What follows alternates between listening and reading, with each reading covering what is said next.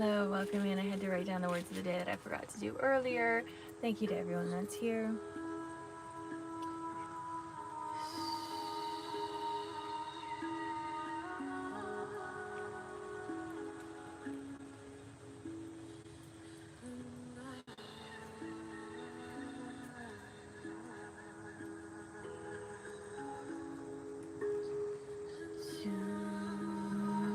Yay! We love being outside, just enjoying the day, enjoying the energy of this new day. A new day to flow with, to surrender in, to let go of judgments. A new day to hold compassion, to trust. A new day to fully find self here and now, a different version of you than you were yesterday. A different version of you than you were the day before.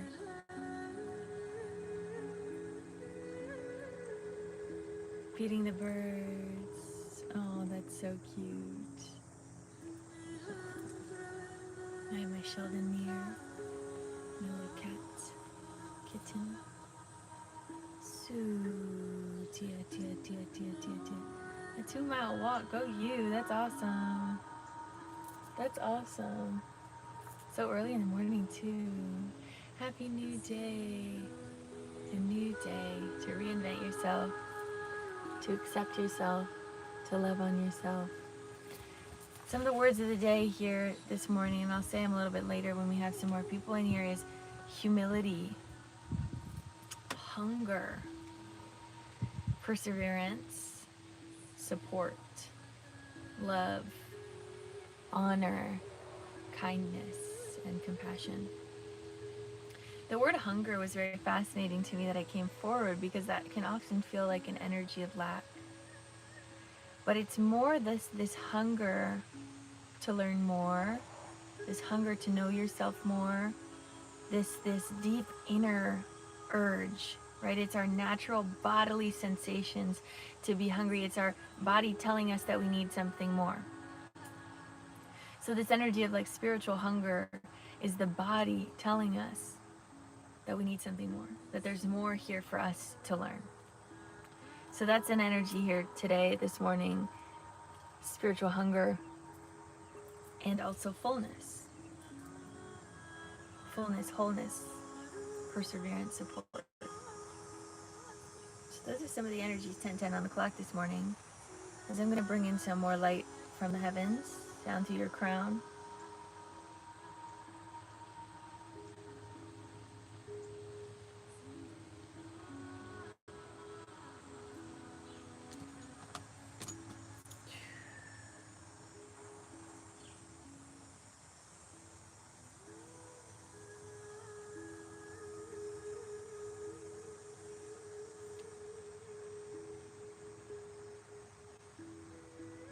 Noticing any tension in the crown or in the top of the brain.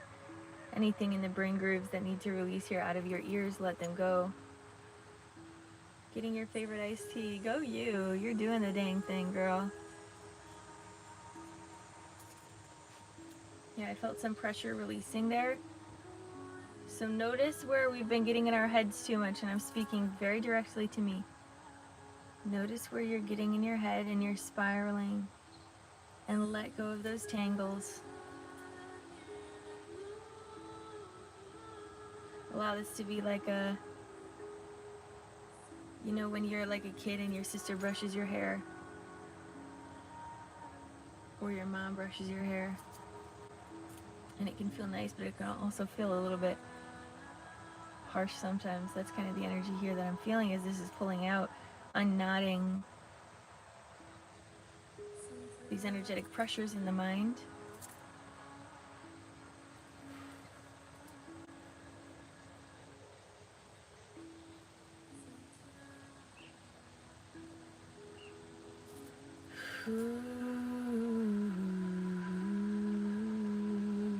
Thank you guys for tapping the screen. It does help me out. It does help bring in more people here as well. So thank you, thank you. There is a deep humanness, right? We've been talking about that, but the first word being humility has a lot of energy output here. Feeling into the feelings of life right now can be intense. I don't know if it's just me. Who else is feeling the intensity of these transitions?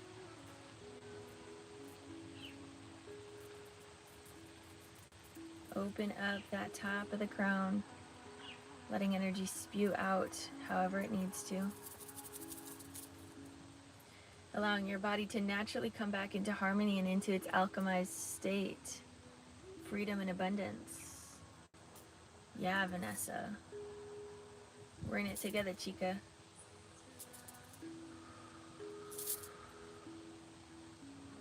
Ooh. There's a lot of pressure as I'm moving some of this energy going to the back of the head. As we're starting to notice a bit more of the back of the head, I want you to give yourself that somatic touch. Taking a second to honor the mind for all that it has translated for you. For all that it has been able to communicate and understand. We are limitless beings in a limited body, and trying to explain a limited experience, yes, the vertigo, trying to explain the limitless experience into the limited body is hard, and that's where the mind comes in. That's where even the ego is very helpful. So we want to just give some love to that instead of constantly pushing the mind aside, or just kind of being like, you're too in your head. Give yourself a second to be like, thank you, head. Thank you, brain. And the more that you can allow the mind to feel seen and feel loved, it will relax and allow you to drop into your heart more. It's like a guard for the heart.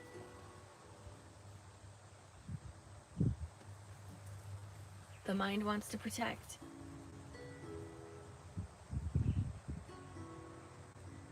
And sometimes it's helpful and sometimes it's limiting.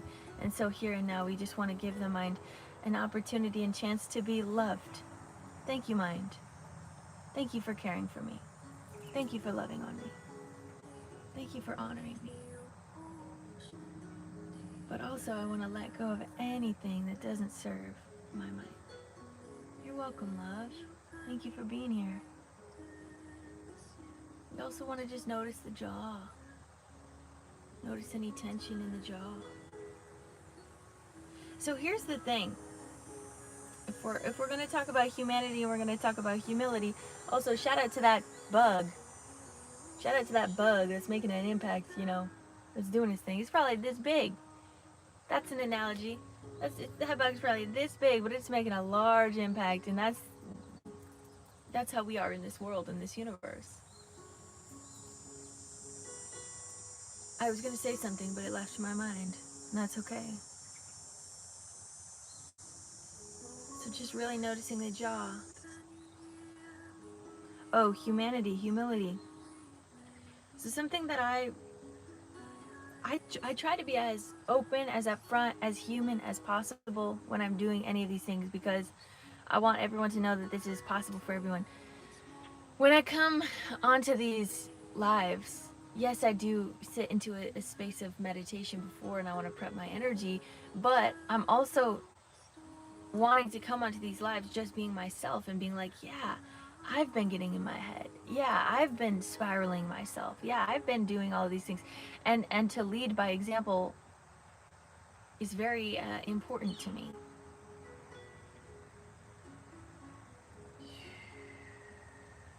So that's just something that's coming through. The humanness of this collective is really powerful. It's really important. Opening a bit more of the third eye. Oh, you're welcome. Thank you. Thank you as well for being relatable. Right? It's important. Oof, there's just a lot of pressure moving down. A lot of us have been getting in our heads, trying to overthink our heart. The heart has been opening, right? The heart's been expanding. So then the mind's guard has been a little on guard. Oh, thank you for being here. The mind's awareness, the mind's, yeah, guard is the best way to say it. It's just needing to be noticed and needing to be loved on. So, opening the top of the throat, but where I'm feeling the opening is actually like in the top of the throat going into the middle of the brain. That's where I want you to kind of feel this kind of opening happening. Notice maybe in the head any pressure that needs to release out of the ears, any pressure that needs to release out of the back of the head, any pressure that needs to release down your spine or out of the top of your head. There's a lot of movement up here today. Feeling it also in the eyes, if you need to notice the eyes.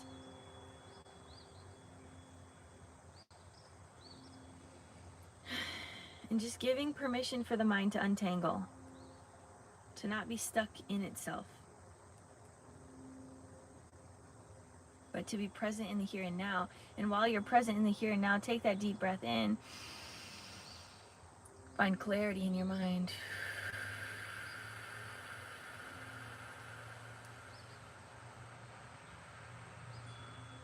And exhale any illusions, any disconnect of self. Take a deep breath in.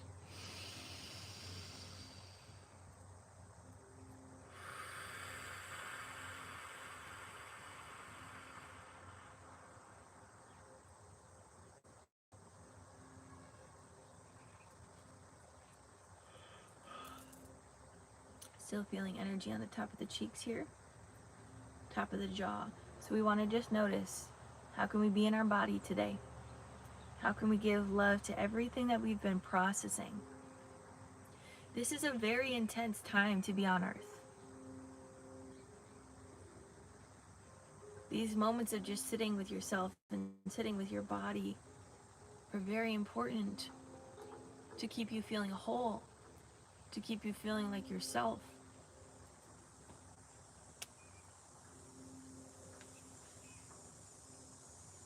If we want to drop down into the vagus nerve, start moving some of this energy.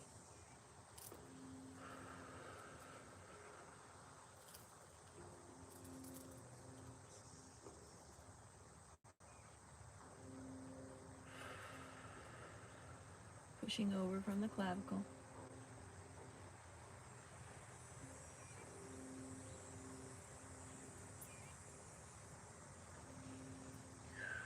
Going into the armpit.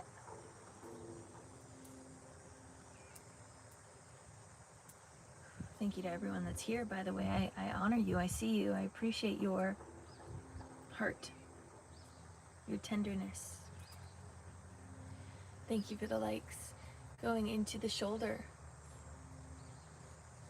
Pops, let me know if we need to turn off the comment over there. You let me know. I'll honor that.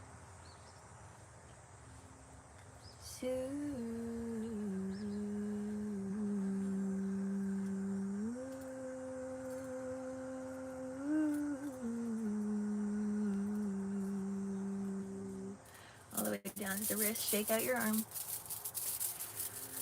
Thank you for the repost. Ooh, let's go to the other side.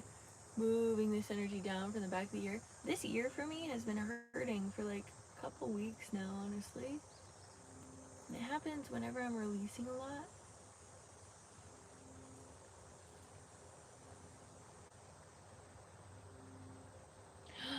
Oh, you woke up crying with so much gratitude. I love that. I love you very much. Your left ear too. Interesting. Oh, yeah. It's just like a lot of things are moving. Moving and grooving. Really let that, yeah, tenderness, yeah. During the release too, yeah. Ooh, ooh. Lymphatic massage. I know, same. I've been doing a lot of lymphatic massages and it's still there. It's like still strong, so we'll see. I could probably put some like propolis in it, which is like bee medicine. Excellent, Pops, thank you. So going over from the clavicle, noticing, sending you love as well. No need to be sorry, right? It's the human condition. I'm grateful to have a body. I'm grateful to experience it. Going over to the shoulder. Just giving your body the tenderness that it needs, the love that it needs, the appreciation that it needs.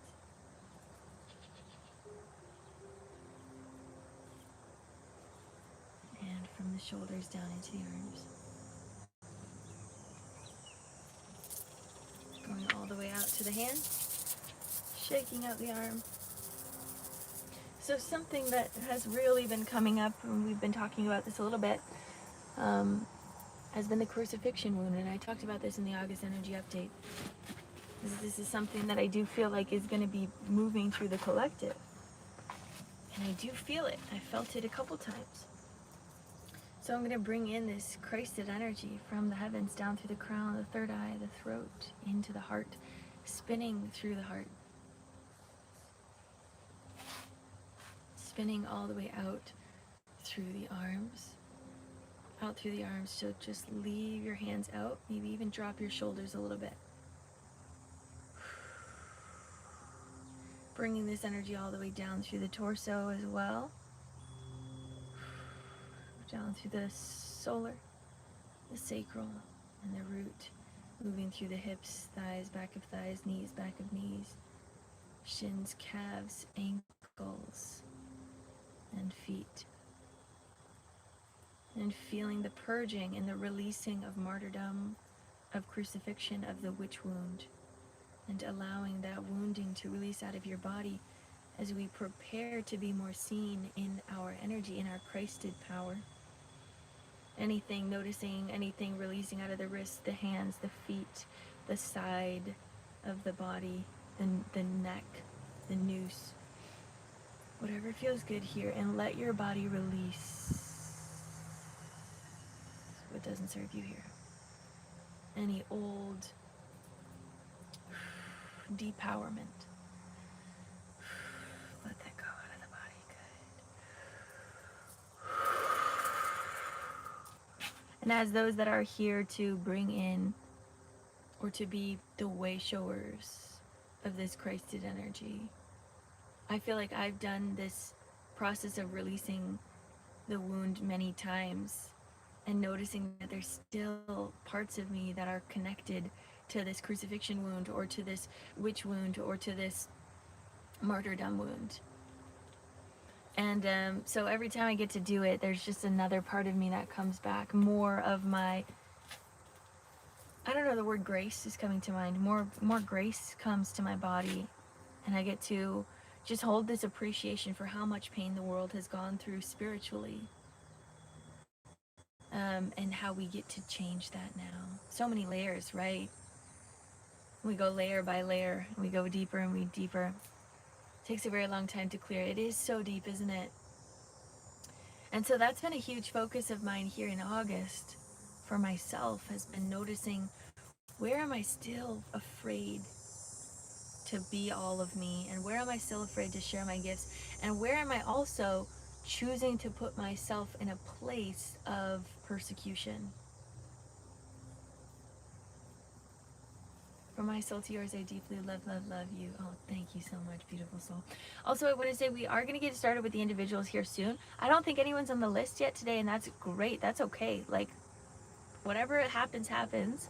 I also trust that whoever's meant to get on the list will come. So if no one gets on the list, when we get started with the individuals, we'll just keep doing the collective. But if it does feel called to your heart, you can go to my link in bio. But, oh, yay, excellent, Vanessa.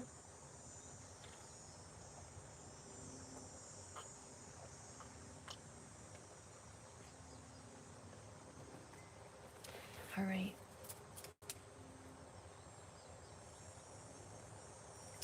Let's see if there's, I feel like I want to kind of go down just a little bit more. We have a couple more minutes here in the collective.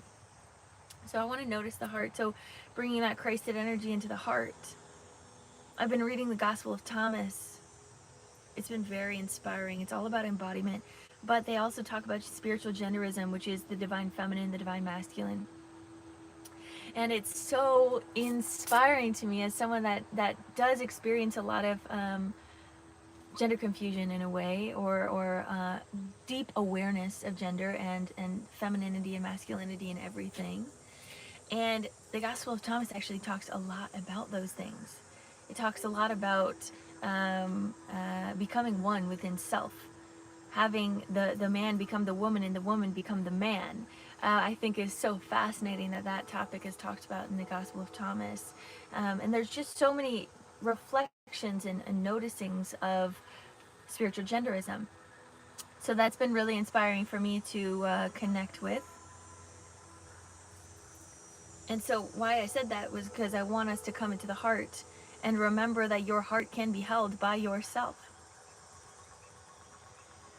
That your inner masculinity and your inner femininity can flow together into one unison, into one space of peace, into unity consciousness within self, into the Christed awakening within your body.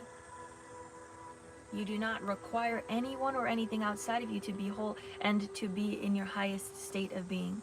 You require your full attention. The sacred marriage.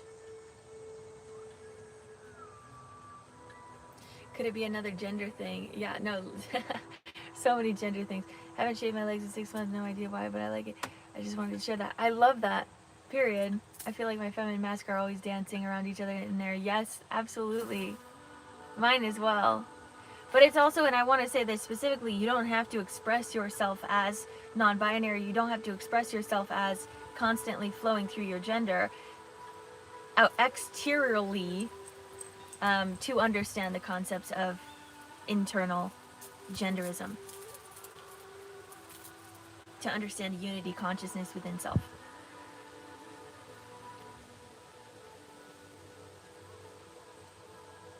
And also the clothes that you wear do not determine your inner light. The clothes you wear, and this is actually something that is talked about in the Gospel of Thomas as well, because they were like, wear rags, just wear rags, because the clothes you wear actually does not matter at all about your human experience. It is fun. I think it matters because it's art, and art is expression, and expressing yourself is fun. But in the concept of spirituality, it has no meaning. And you can wear the most beautiful goddess attire ever and still not feel like a goddess. It's about the internal workings of your body. And you can also wear a suit and a tie and be a very strong goddess.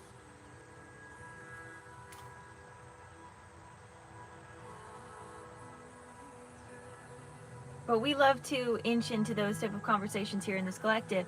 So thank you to everyone that's here. And if you do not resonate, let it flow. It's not for you. But it is for those that do understand what I am speaking of.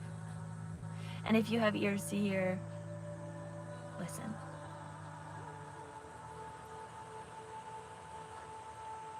Okay, we'll go into these individuals here in a second. Just going to open up a little bit more of this heart, and then I'll drop down into the root real quick. Going through the solar, the sacral. My cat is just going crazy today. Sacral, opening deeper, dropping into the root, open. Relax the root, going through hips, thighs. Oh yeah, he's up the tree now. He's in the tree. Back of thighs, knees, back of knees, shins, calves, ankles, feet, down into the earth, grounding down all the way through your roots.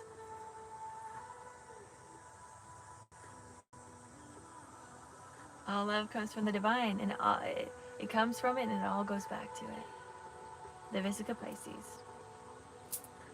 And in our human condition, we're just kind of in that, we're experiencing the furthest amount of separation, if you will.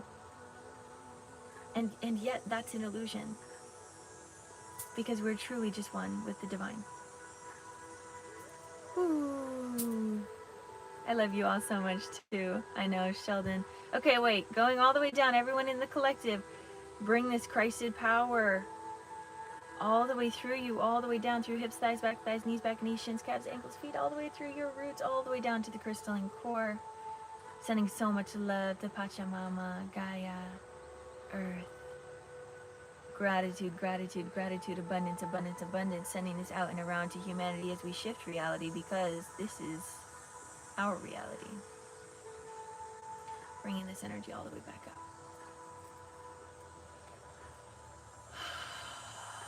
And back down. Feeling the wholeness, the fullness of yourself, this collective, the earth, this human experience. Thank you so much. You can feel the breeze. Good. I love that. That makes me happy.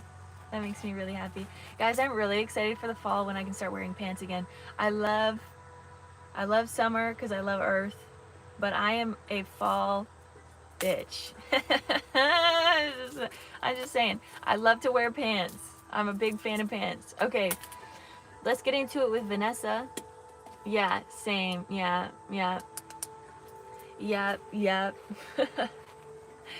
Vanessa, did you send in for a 15-minute session? Layering. I love a layer. Give me a layer. Give me more. I really do love a layer. And I also love like neutral tones. Like I really love like earthy tones. Flannels and flowy stuff all day long. Yes. Yeah, I'm like really getting into the neon beige. Like I'm so sorry, real quick, Vanessa. I gotta say something. 15-minute session. You know, for a while I was always so flamboyant with my clothing, and I probably still am a little bit, but it feels very expressive. But I realized, wait a second, I don't even need to wear flamboyant clothes for my energy to still be flamboyant. Like my aura has mad color. So like I could wear all beige and I would still look like a star. And that's what I had to recognize within myself, was like, oh, it's not about the clothes that I wear. And that's going back to what I said earlier. It's about the energy I hold. I just figured it was my husband, LOL. Energy's more than bright enough. Yeah. Sheldon Lee, what are you doing, buddy? What are you doing? Why are you going crazy today? Probably because I had to kick him out again at 5 a.m. because he's just running around. All right, Vanessa, what would you like to work on today, love? Let's get into it. Again, if anyone else wants to get on the list today, you sure can do that. Go check out my link in bio if that's something you're interested in. No pressure as always. Spirit led, excellent. How are you feeling today, buddy? How's it going? How are you? Young Sheldon, I know. He's just a ham. All right, let me get my energy ready. Good, nature helped you, good. I'm glad you took that walk.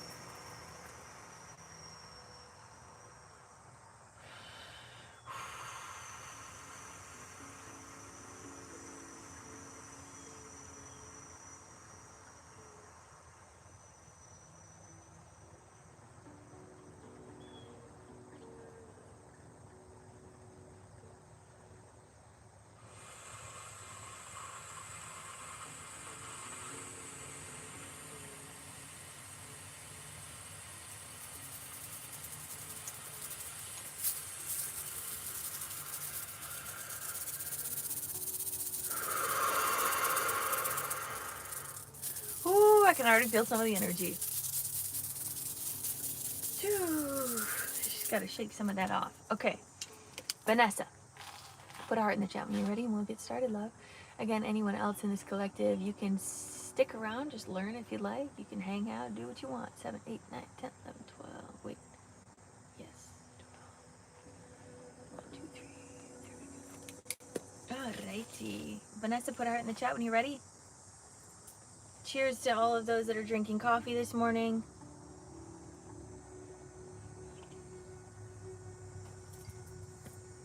Hand on heart, hand on belly. We'll take 3 deep breaths in together.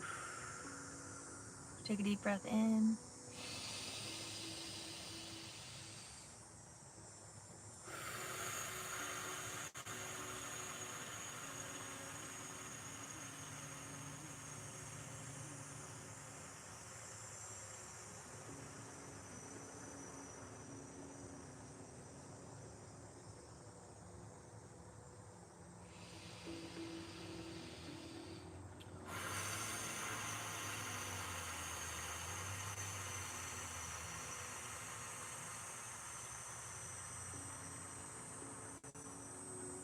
One more breath.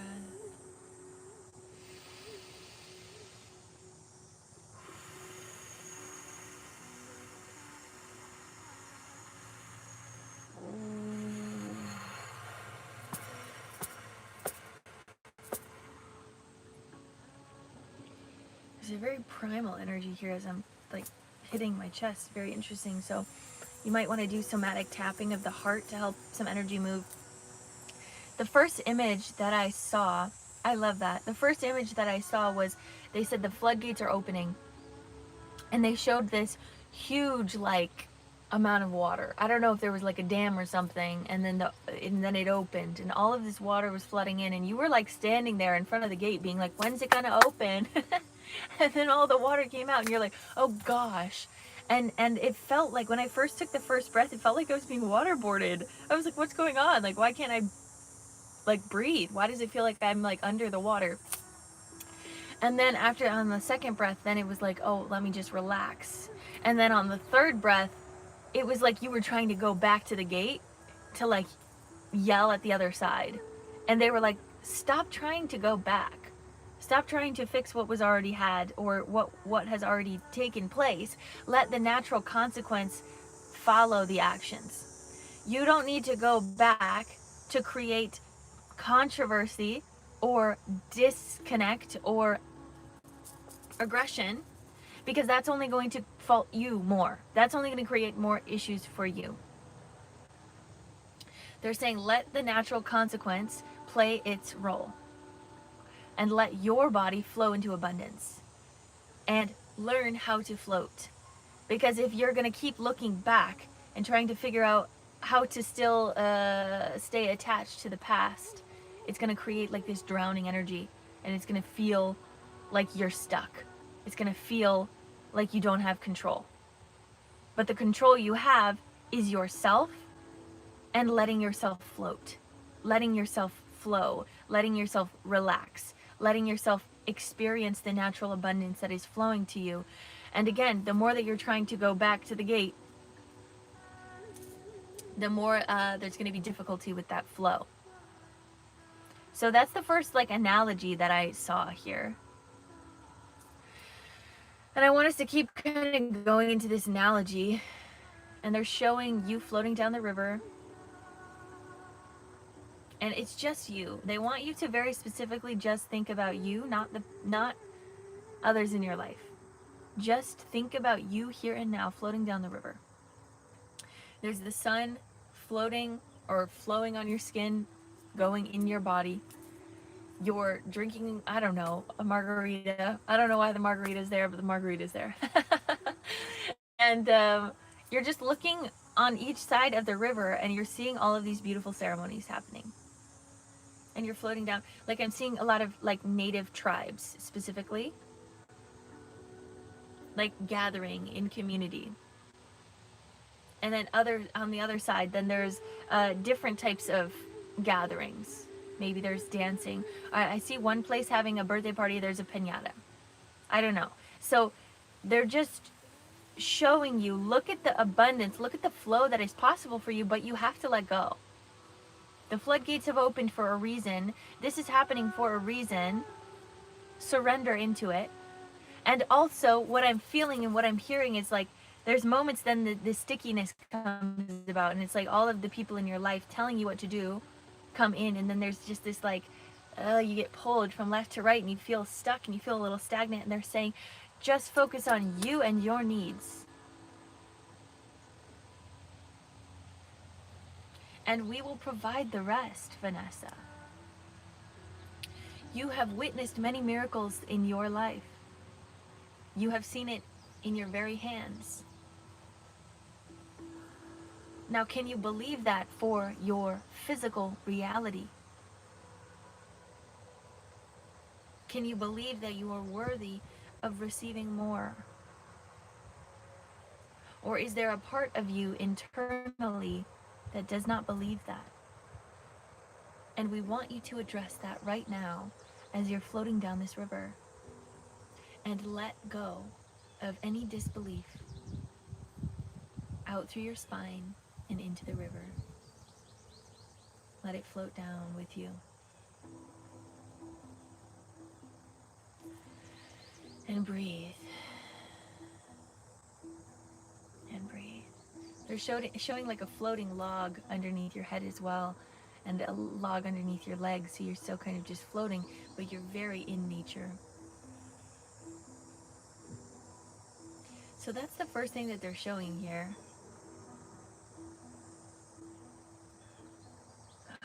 It's so hard because I keep wanting to go back to the gate and being like, okay, what can we learn here? But then they keep saying, just flow.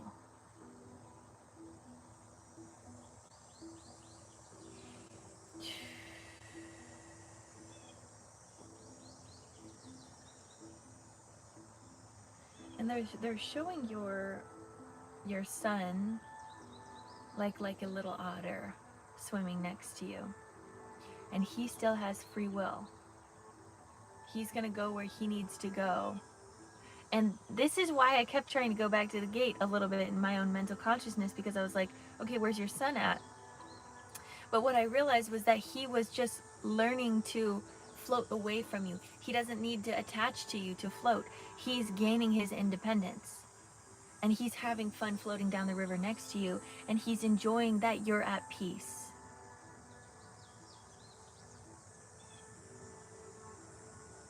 And he's having fun. And let him have fun by letting yourself have peace. Let him grow up. Let him be free. And as you're witnessing his freedom, allow yourself to witness your own freedom. And let the old pass away. And so it all starts with your ability to trust. When you're able to trust, then the mental makes sense, and then the physical makes sense. But it all starts here, in your spirit body. Trusting the flow, trusting that you will get everything that you need. And while I said that, I saw a farm, a piece of land, a place to celebrate, a place to connect, a place to share your heart.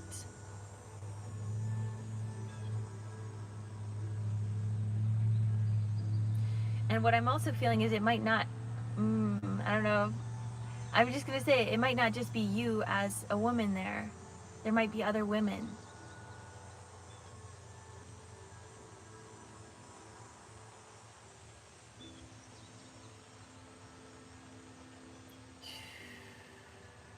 Opening the heart.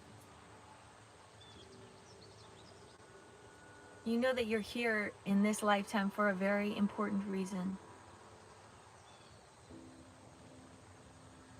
This is your time to really trust that. There's a lot of very transitional phases in your life right now. And I want you to energetically oil the gears of these transitions, visualizing your body as a ton of different gears, and let it move smoothly. You are not like an old car that is going to break down at any moment. You are a very new, beautiful car that has the capacity to travel the world. Highly cared for, highly loved on, highly valued, highly seen, highly appreciated. That's the energy your spirit team wants you to tune into. Remember your value, because the reflection that you're in right now is a reflection of your shadow value, an old version that you've believed in. But you are shedding that old reflection. You are shedding that shadow in a way to come into a higher version of self. And they're saying just trust. You're not here to have a mental solution about the outcome at this moment. They're saying we will provide the way for you. Keep your peace. Keep trusting. And when we say peace, we're not saying peace out of spite.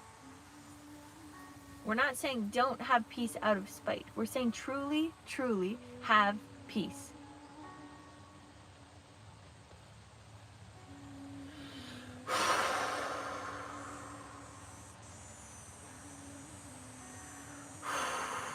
Ooh, there's a lot of opening in the heart.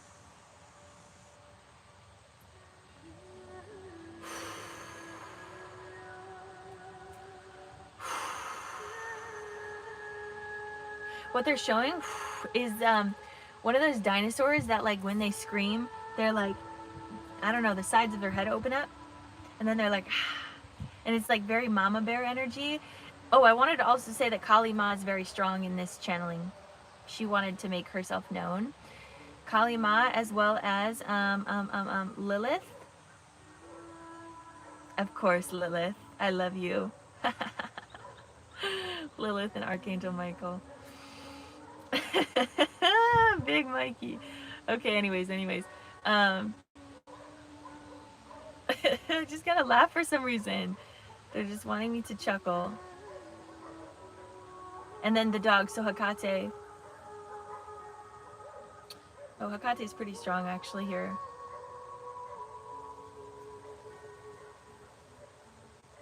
It's saying, baby, take care of yourself. Let that be your priority. And as you're caring for yourself, you do in some way have to remember that the care of self is the care of others. Care of self first, give out of overflow. And when you recognize that others are still a reflection of you, that's important. Respect at the base of who you are is very important right now. Respect. And where in your life have you not respected yourself, or you have not, in a way, demanded respect from others? And where can you notice that and shift that in your body now? There's a lot in the heart opening up.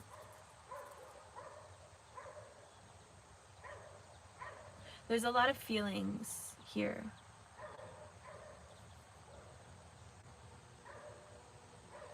And they're just wanting to soften and massage your heart. I just keep seeing your son just kind of like going all around you. He's like, Mom, look at this.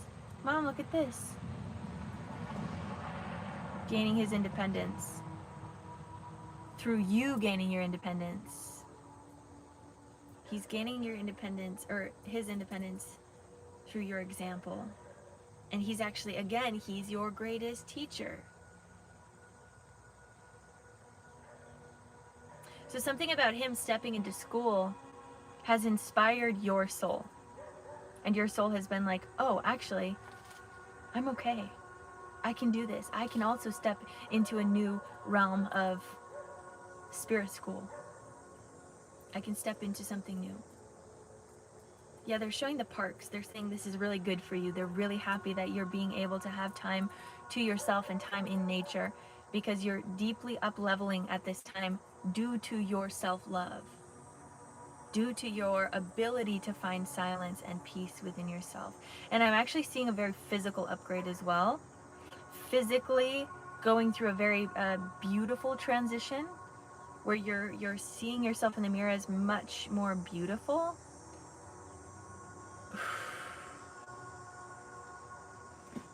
I'm seeing like jewelry, more jewelry.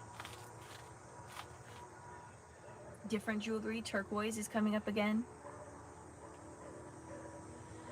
definitely feeling the glow up energy. And yeah, they're saying mirror magic. But they keep coming back to this idea of the floodgates. Oh, we're at time here. Sorry, give me a second. They keep coming back to the floodgates of like, let it fully open. Stop trying to hold on to the gate. Let go. Flow. Because the more you hold on to the gate, the more you're going to probably get waterboarded a little bit. They want you to not be overwhelmed by your next phase of abundance, but truly to flow into it naturally and easefully. Let it breathe. Yes, take a deep breath in.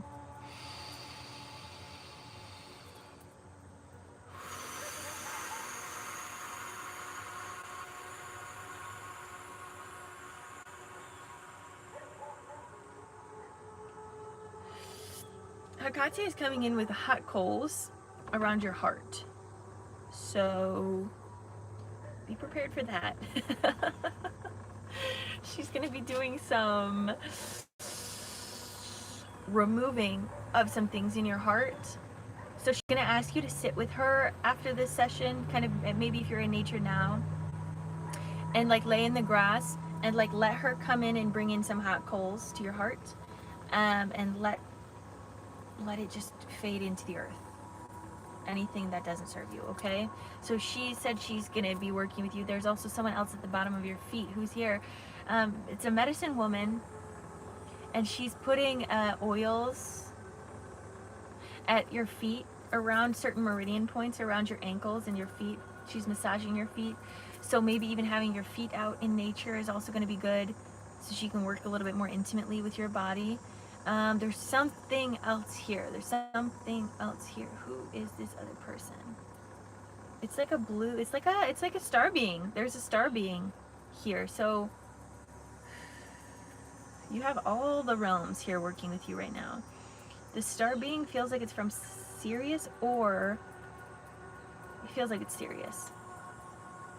So they're here to bring in higher light codes of abundance, but a very natural and soothing level of abundance, not something that feels stuffy or feels overwhelming. Okay, so that's what's coming through.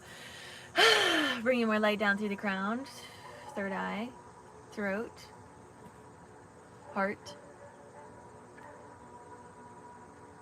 Open that heart for Hecate. She's going to be doing some stuff good. The song that's on is Lionsgate as well. That's awesome. Down through the solar. The solar is also increasing, as we talked about, with that kind of glow up energetically. So kind of focus on that as well. Down to the womb, open a step deeper. Down through hips. As I'm going in the womb, I'm seeing these other women again. These other women in this land.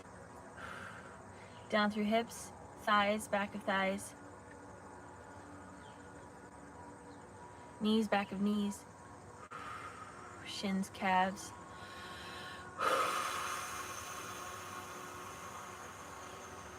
Ankles, feet down into the earth, grounding down. Bringing those roots all the way into the earth, all the way down to the crystalline core. Ooh, let it go all the way down. Releasing any energy out of the calves as well. So since the heart is moving, you're going to be moving some of the calves. Sending this energy of purity, flow, clarity, abundance all the way down and out through you, providing more pathways for you to experience your reflection, your abundance, your peace, your grace, your love. And let it be peace not from spite, but peace from love. They're saying that specifically. Up through the roots, feet, ankles, shins, calves, knees, thighs, hips, root, sacral, solar, heart, throat, third eye, and crown, all the way up into the heavens.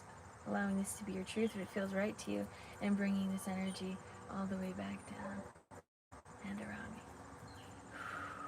And so it is.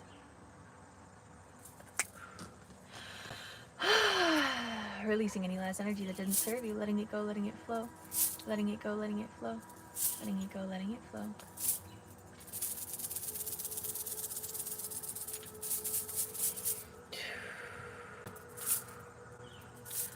bringing unconditional love into every cell of your body, illuminating from the inside out, appreciating the love, the joy, the peace, the bliss, the honor of being alive here in this present moment. I see you, I love you, I honor you.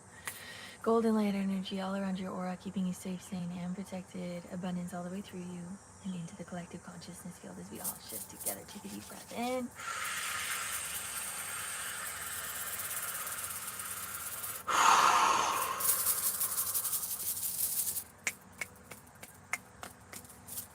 Your energy is yours. And my energy is mine. Excellent, Katie.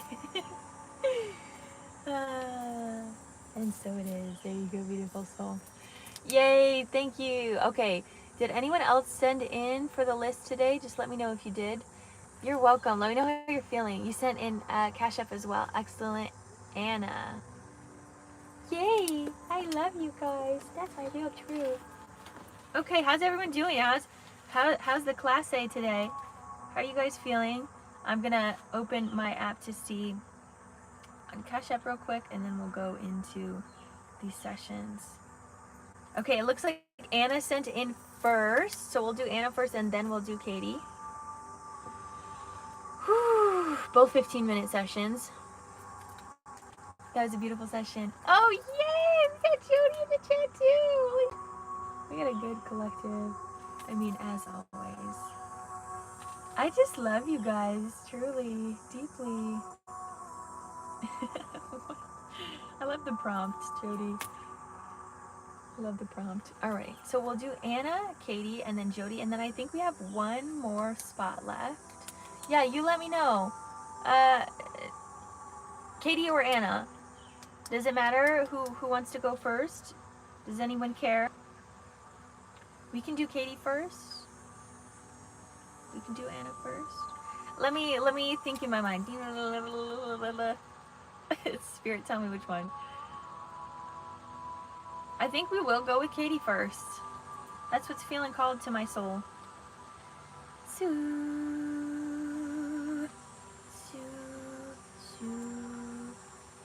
All right. So, weekly resets. Intuitive, receive and enjoy. Receive and enjoy. I love that.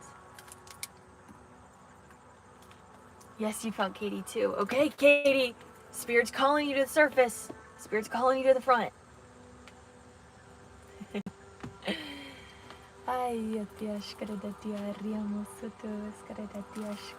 So the light language is already coming out.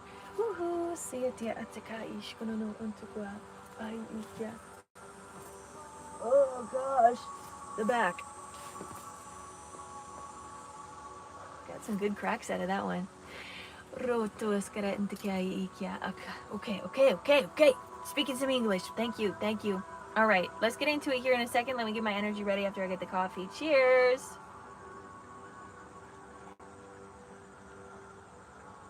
To Pink Floyd. I love that. That's awesome. That's really awesome.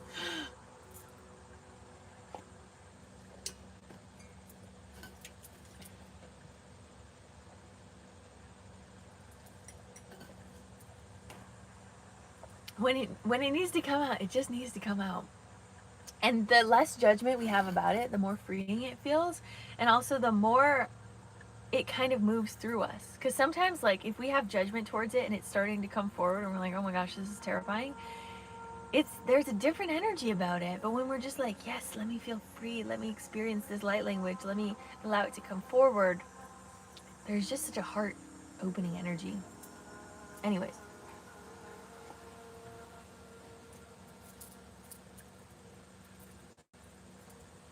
So for those that are starting to speak light language, I want you to just notice any of your internal judgment and let that pass through your throat. That is often what light language is here to do, is to release judgment of the subconscious mind. And it lets you flow into your natural state of being. So for any of you that are starting to speak light or are considering stepping into it, but you feel a little bit of this internal judgment, give yourself the permission to let it pass through your subconscious. Okay, anyways, let's get into it. Took me a long time to enjoy it, still on that journey. I'm makes me so happy because I know some of you guys in the collective that are here could also hear that or needs to hear that. Okay, let me get my energy ready.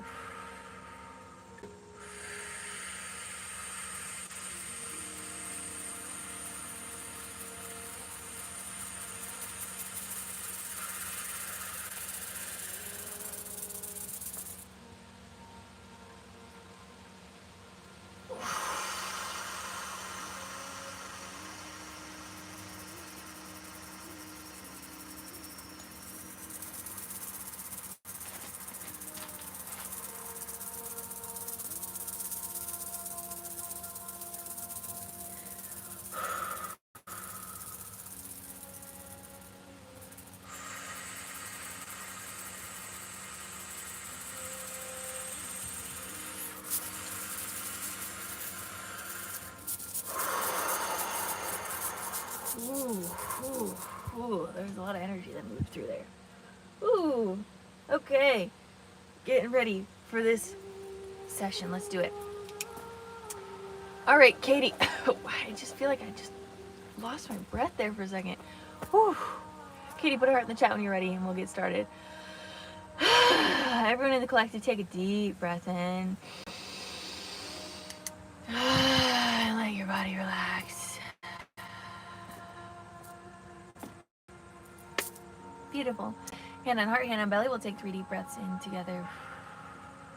Take a deep breath in.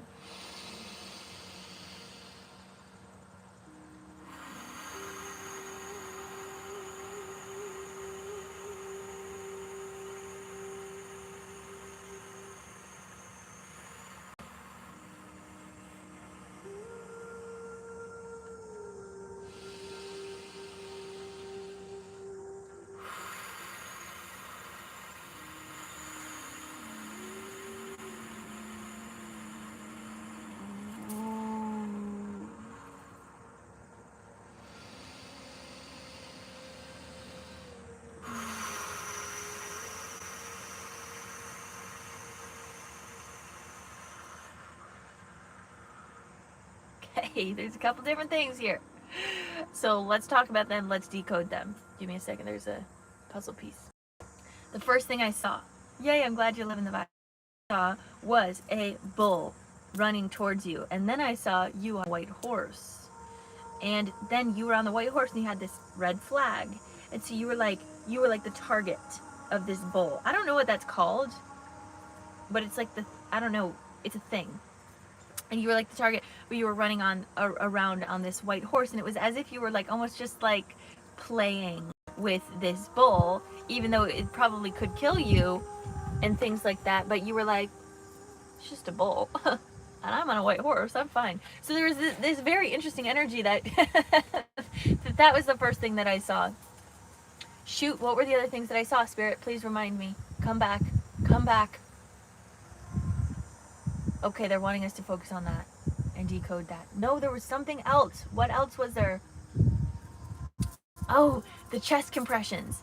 Okay, so then after that, I don't know if this was associated with the same vision or not, but I saw you on the ground and your spirit team was giving you chest compressions. And they were like, it was like as if you had died.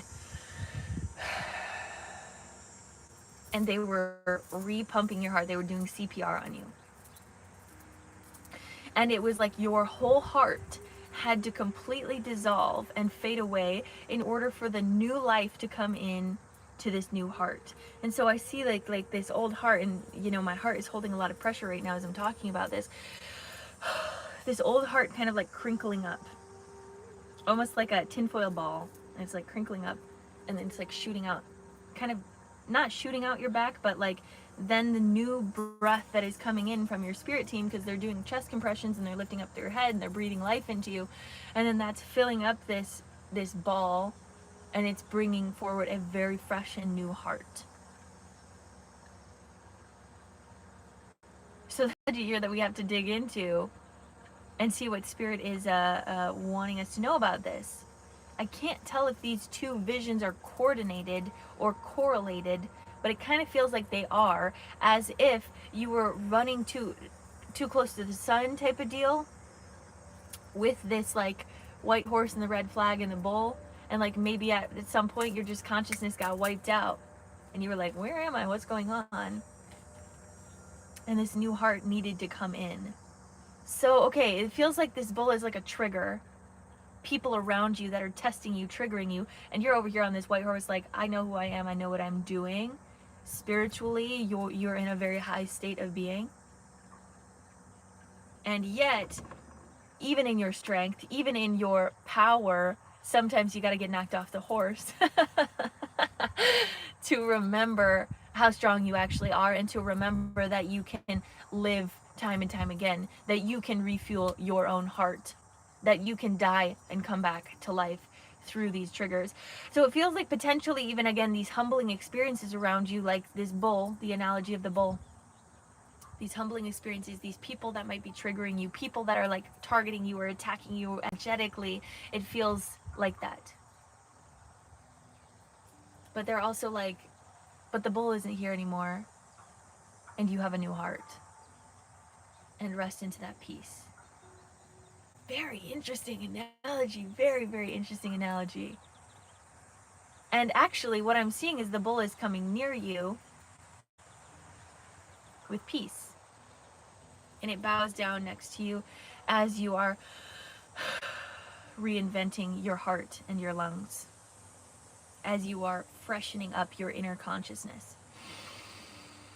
And the bull surrenders, and the white horse lays on your other side. Okay, this is interesting, going kind of into an initiation. And the bull goes down, and its horns touch your heart. And as the horns touch your heart, white light goes in it as well. Again, being empowered by your humanity, being empowered by your triggers. Triggers are activations. Opening that up. So they're showing something about your triggers, or the struggles that you've had to go through as a healer, as a person in life, have been the absolute foundation of you helping so many people. And they're almost showing you this in analogy, the blessings of you being able to tame the bull through your surrender, through your humanness, through being knocked off the horse, through your shadow. Does this make sense? I'm sorry, trying to explain this analogy as best as I can. So then on the other side, the white horse comes in. Oh my gosh, my eye's so itchy for some reason. The white horse comes in. So much breath. I just keep having to take a deep breath. It's like your life just keeps like coming back in. This horse is like doing a healing for you. And it kind of looks like a unicorn. So I kind of want to say it's a unicorn. So let's say it's a unicorn. And so the unicorn horn goes down, and it also touches your heart, and it brings in so much color. And it opens your whole body with this color, opening all of your chakras. The heart is so expansive right now. Okay. And the other thing they kept showing me were oranges, like eating oranges. So that could be something good for your vitality, is the word they're saying. And there's also a sensuality here.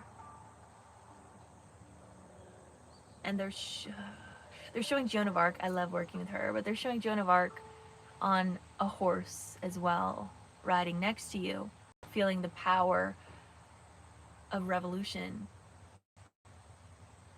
Okay, let me open my eyes.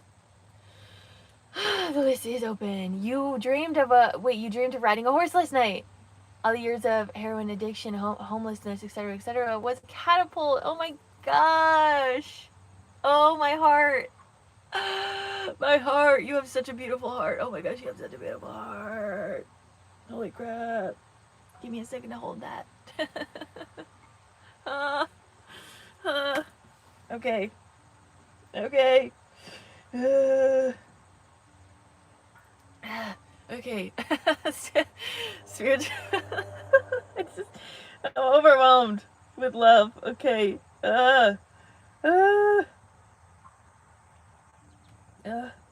Tears want to form. They want to come out. So, there's so much love in the heart. Okay. Okay, okay, okay, okay, okay.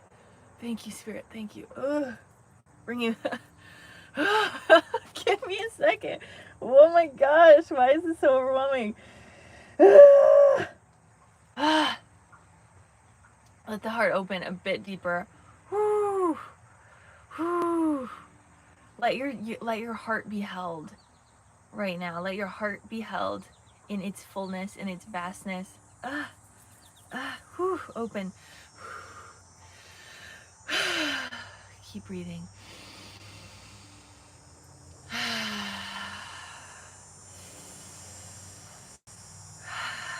Okay, good. Okay, all of these animals are coming in. Okay, so the other thing that I want to remind you here, oh my gosh, oh, so much light, so much light. Oh my gosh. Oh, good. Okay. The other thing I want to remind you is that we are here in the stadium. So we were doing the bowl thing, whatever that's called, the thing, whatever it is. And so there was still a stadium of people, and all of them witnessed you falling, you dying, and you coming back to life. And there's something there's something very important about that, is being witnessed from death to life, being witnessed through walking the gates of hell and coming back into your fullness. Metador? Is that what it's called? Oh, I love that. And I love that you knew that. Ooh, so much strength. There's also very gosh, I just keep having to move this like death energy out of your heart and out of your lungs. Also doubt. There's a lot of doubt that was releasing of people being like, it's the end of her life, and they had to receive and witness the miracle of fully seeing your consciousness coming back, and seeing also these beings from the high heavens coming down to literally breathe new life into you, to remind you who you are. Keep letting that flow.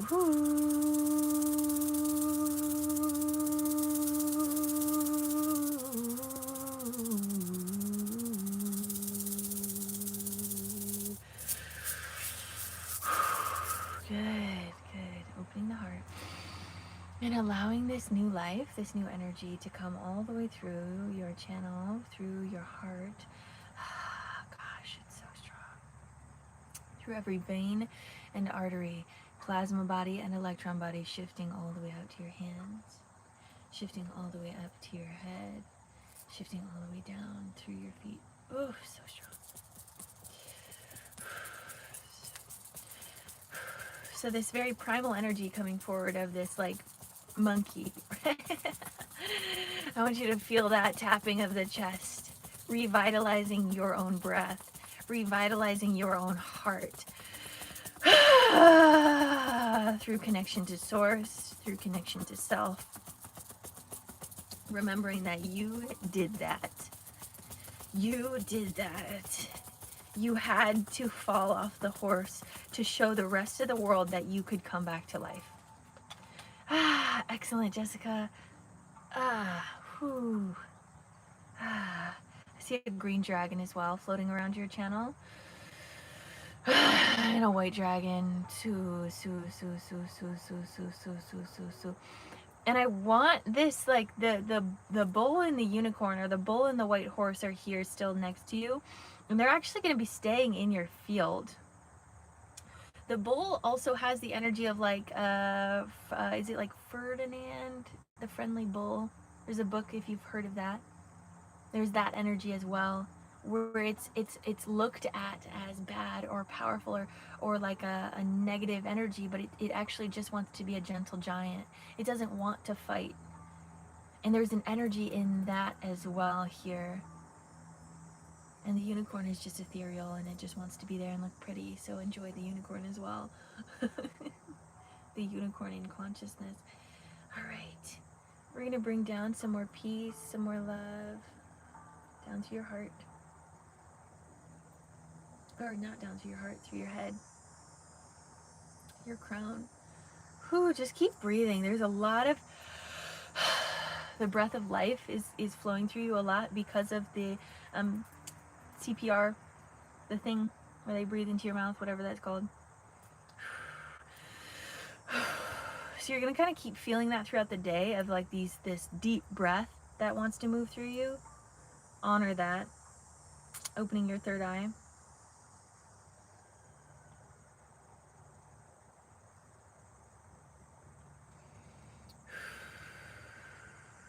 Down through your throat, and there is this very feminine energy that wants to come through, as well as this is being revitalized. This like high priestess energy that is wanting to be witnessed inside of you, going into the heart.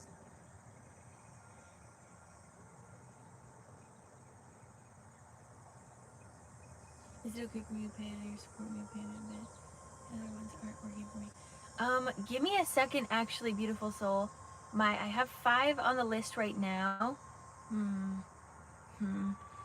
Yeah, that'll be okay. That'll be okay. Give me a second to close the list, though. You can send in this into the support me link, because I haven't worked with you in a minute, and I'd love to support you.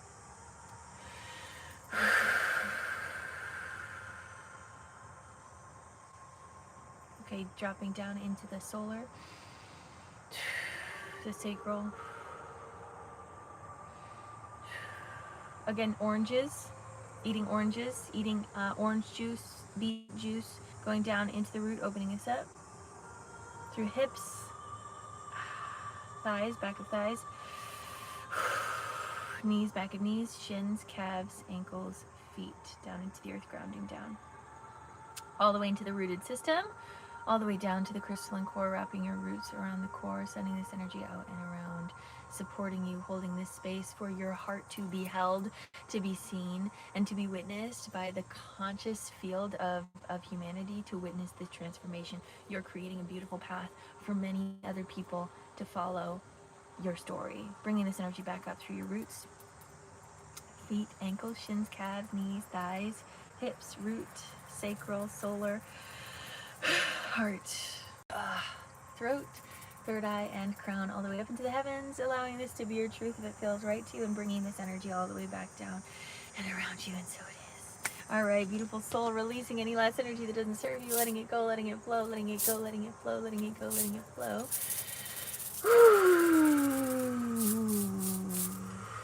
Release.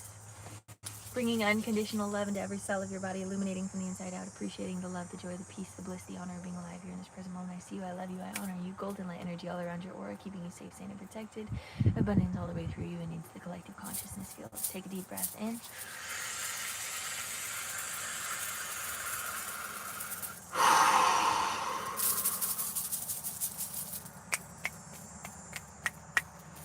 Your energy is yours. My energy is mine. And so it is. And so it is. There you go, beautiful soul. Ooh. Sending you so much love. Thank you to everyone else that is in this collective.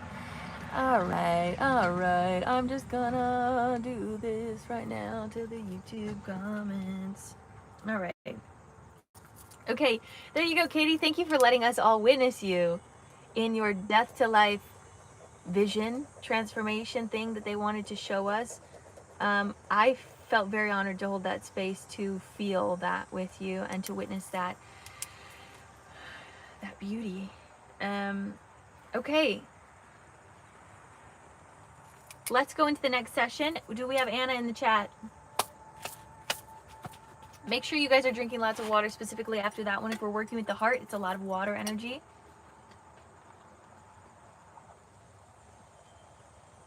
I appreciate you, love. Oh, so much movement. Okay, Anna, what would you like to work on today? Anything specific?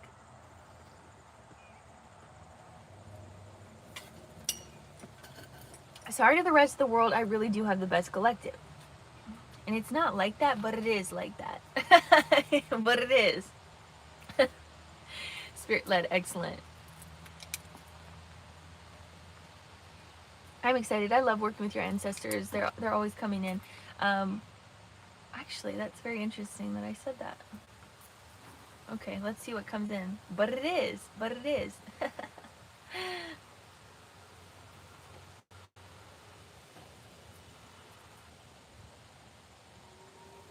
Give me a second. After that last session, I need a couple breaths to myself. A lot of movement in the heart.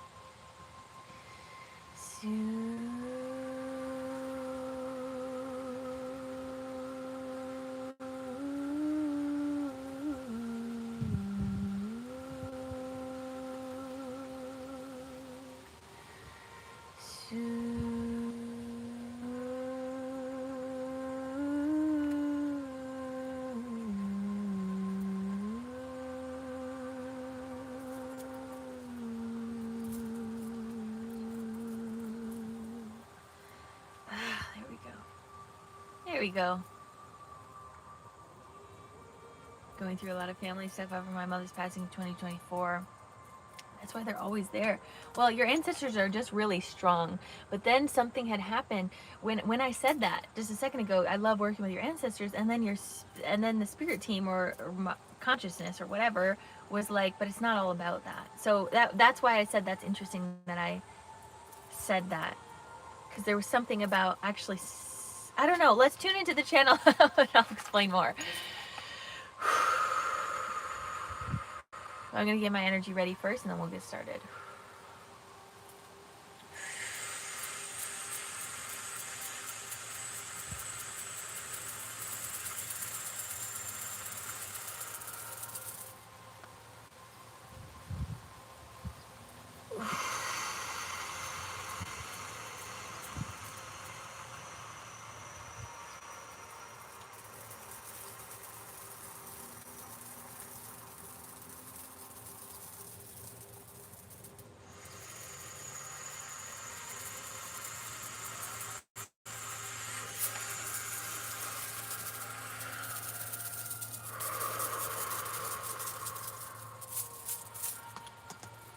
All right, let's get started. Put a heart in the chat when you're ready and we'll get into it, love.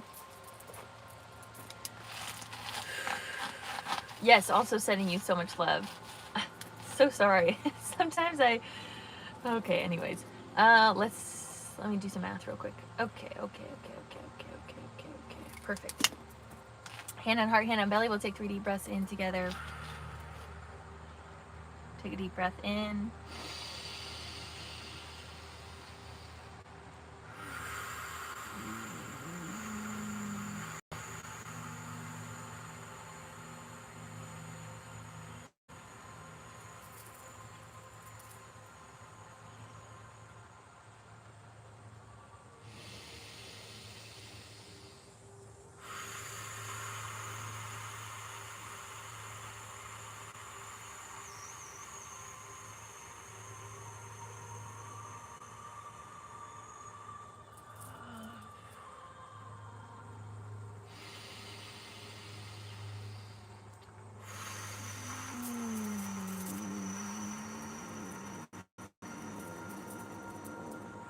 Okay, this is interesting. Okay, this is very interesting. And this is why I had a weird reaction in the beginning.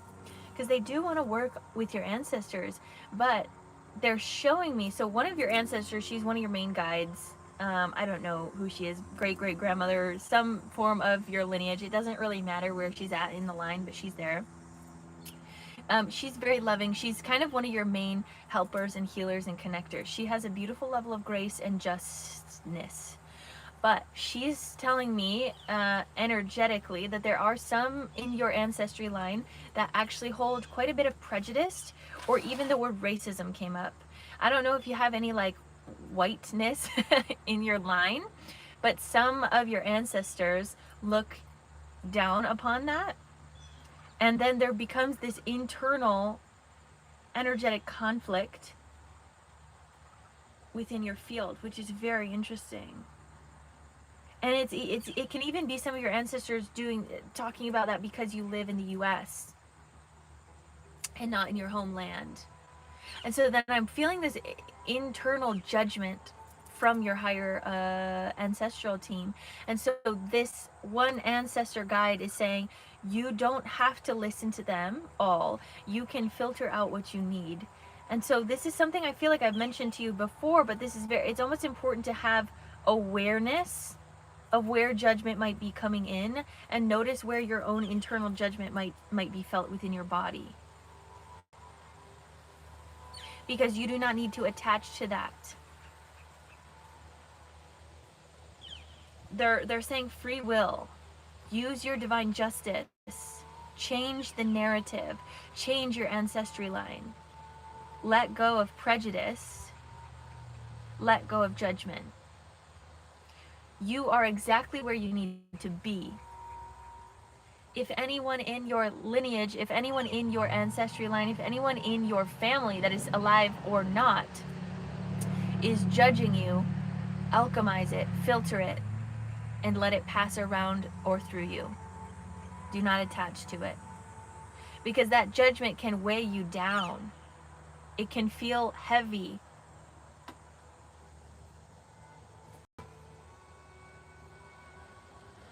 It's very interesting.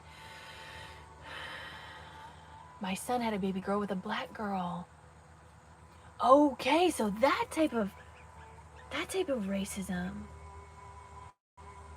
I was not expecting it to be that way. Wow, there's still prejudice there. Okay. Yeah, I'm feeling it. I'm getting chills on my right side as that's coming through, because I am feeling some sort of mother or father energy in your ancestry line that is just judgmental. And then I'm seeing again this like main other and guide that she's here with you a lot, and she's like putting them in their place. Like, you do not act like that. We have lived and died for the betterment of humanity. You do not act like that in spirit. And I love her little sass that she's bringing to them. This is so interesting. So there's something more here about this, because my heart is feeling it. So I'm gonna bring in some more light. Thank you, sun. We'll bring in some light from the sun. Ah, that's bright. Okay, down through the crown. Okay, it's the mind. There's mental blocks here. Opening this up.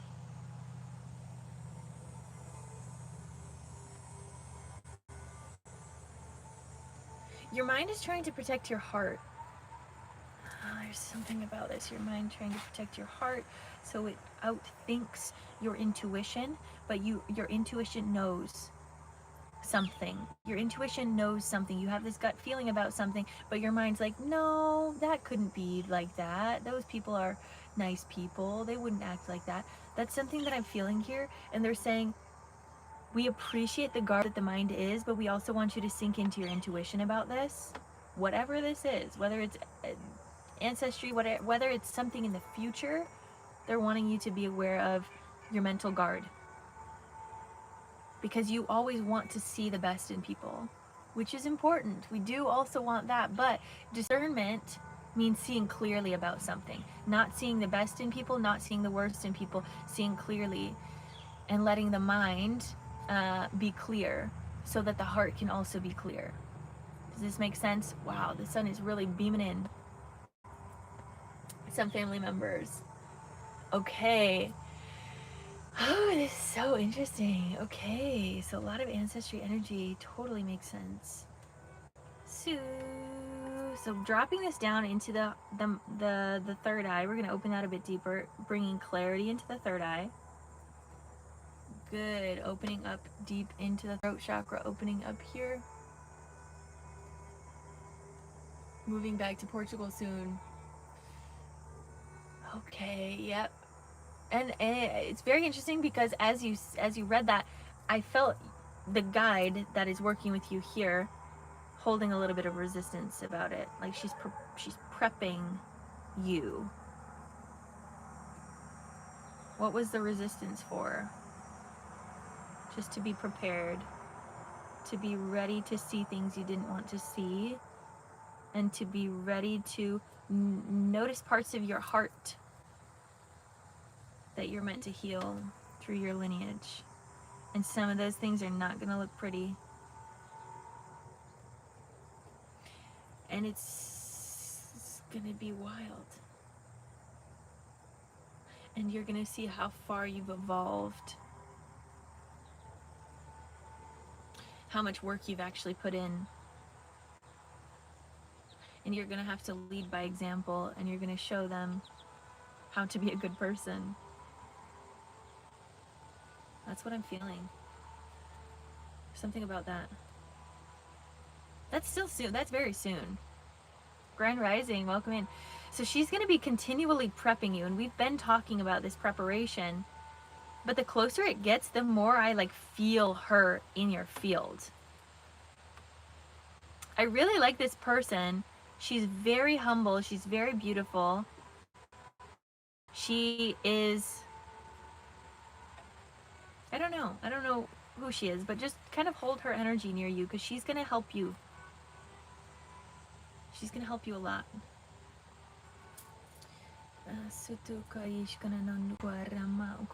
Opening the throat a bit more. The sun shining in feels like there's some sort of message here about that as well. Opening the throat. Speaking your truth, but speaking with clarity. Again, the word clarity feels very important here. Clarity through the mind to clarity to the heart. Clarity through the throat as well. But they're saying sometimes the words to speak is nothing at all, and is just to witness. Because witnessing or nonverbal communication actually can communicate much more than having to explain yourself. There is a level of confidence that comes through when you don't have to over-explain yourself. And there's something about when you go to Portugal, it's like you don't need to do anything more, is what they're saying. You don't need to do anything more. Just be yourself, find your peace, and that peace will be enough. And yes, it will trigger, and be prepared for that as well. But that trigger is very important for your lineage. And that trigger is very important for yourself to learn how to navigate that. Okay, dropping deeper into the throat, down into the top of the heart.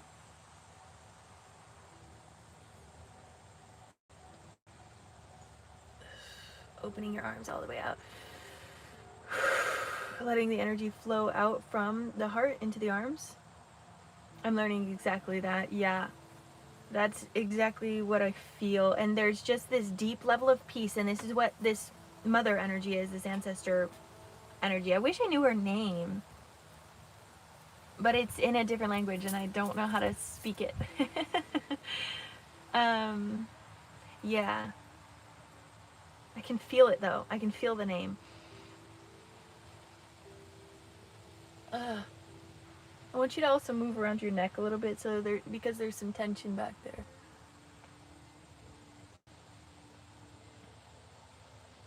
They're also showing me leaves, like leaves from trees, and then making art, and just having fun in nature. There is a level of peace of mind that comes from art in nature. If there's a moment of frustration with yourself, with your partner, with your kids, with your family, go outside, find some leaves, and enjoy the synchronicities of life. Enjoy that everything is perfect the way that it is, and yet in that perfection it is all imperfect, and there's so much beauty in that. There's so much beauty in the evolution of humanity, and finding your center there, finding your center back into knowing that yes, there's going to be moments of struggle, and yet that struggle is so beautiful, allows you to stay centered and allows you to stay whole and not so fragmented. Because again, there's going to be these moments, this is what your ancestor is saying, there's going to be moments where you're going to feel so frustrated, or you're going to feel judged. And instead of losing yourself in the perceptions of others, find yourself within yourself, find yourself within nature, find yourself within the reflection.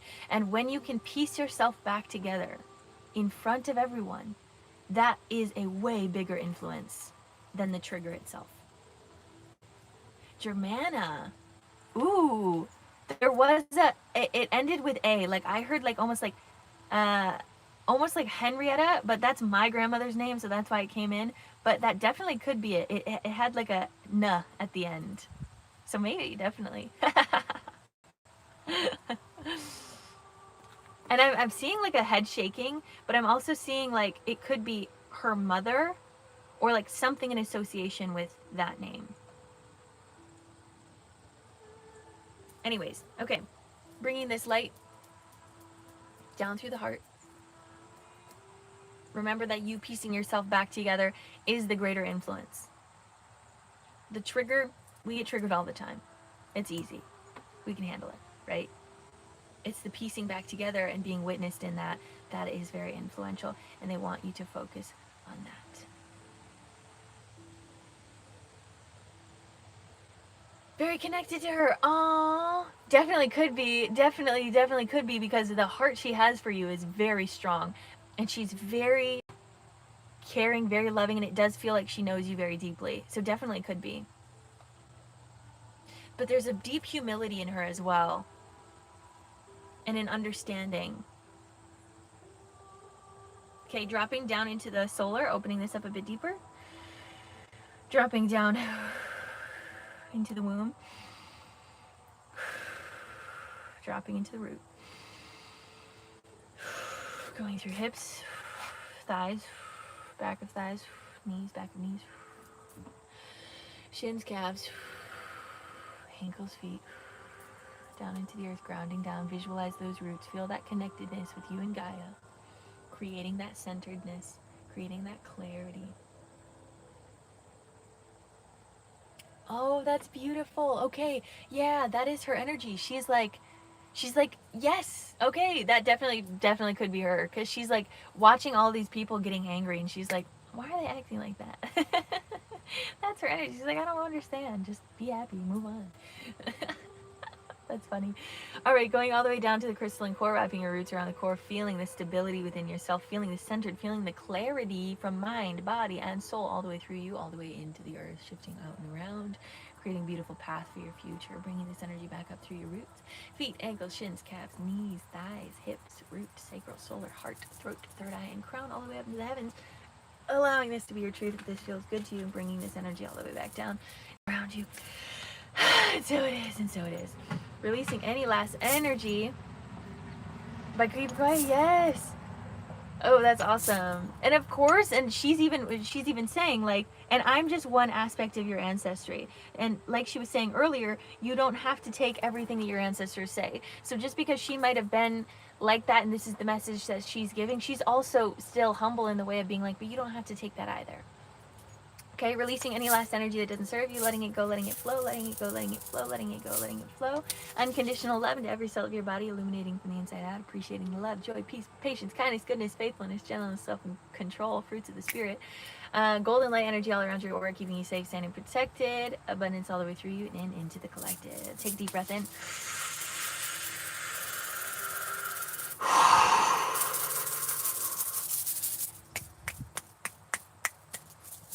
Your energy is yours. My energy is mine. And so it is. And so it is. There you go, beautiful soul. There you go, Anna. So next up, we have Jody in the chat. Before we go to Jody's session, I am going to go use the bathroom real quick and just move some energy inside me. I'm so weird. Okay, so we'll do that real quick. Thank you to everyone that's in here. Give me a second. I'm going to turn up the music, find some peace, find some calm. You're so welcome. And I'll be right back.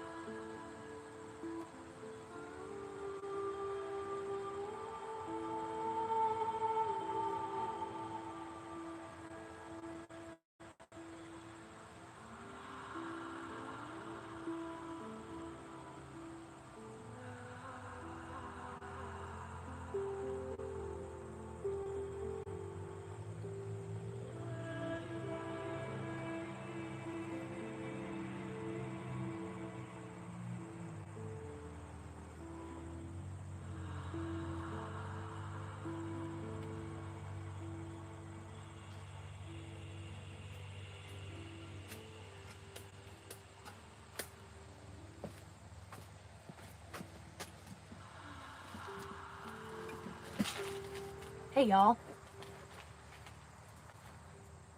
I got my sunnies. Invalid IP. Oh, I'm sorry. I'm not sure. I'm not sure why it's doing that.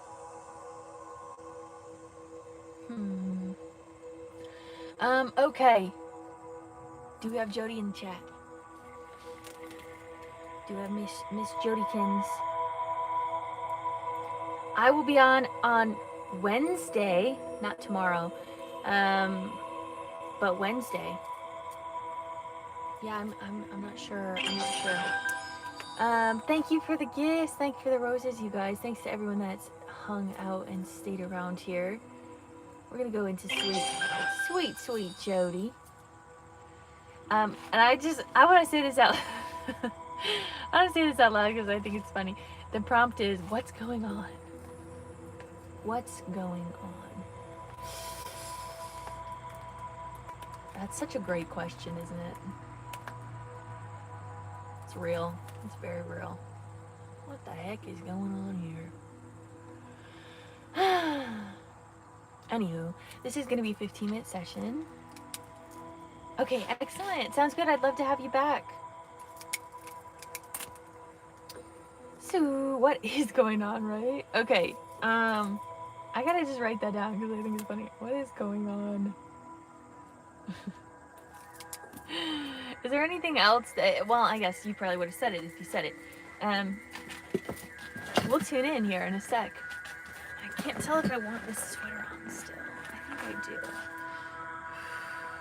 Give me a second to prep my energy and we'll get into it. If there is anything else that does come forward or that you do want to tune into, let me know and we will. And we'll get into Jody's here. And we'll see what's going on.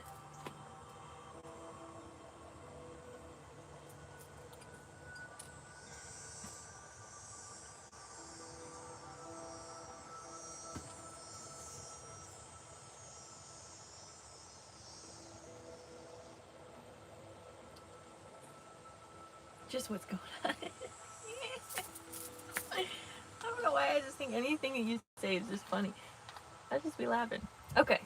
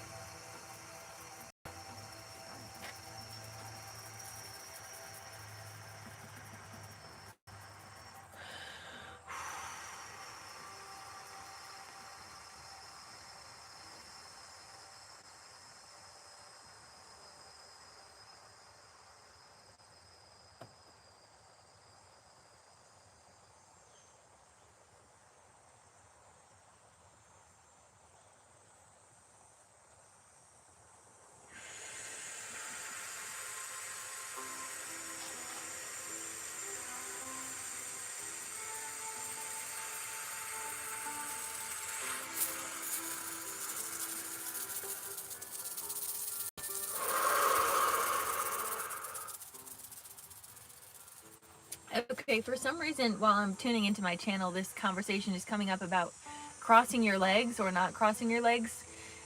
Because there's this kind of rhetoric or conversation that if you have your legs crossed while you're receiving energy, like it blocks the energy. I don't necessarily agree with that because there's moments where I'm in meditation and my legs are crossed because I'm meditating, but I'm still receiving energy. So weirdly enough, that's what's coming through my own channel. Do what feels good to you, of course. If you're receiving energy from this collective, you can either cross your legs or not cross your legs, and I think you'll be okay.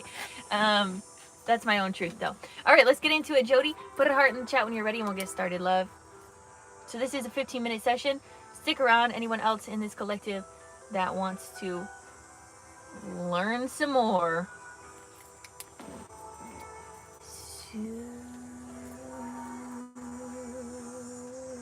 Hand on heart, hand on belly. We'll take 3 deep breaths in together.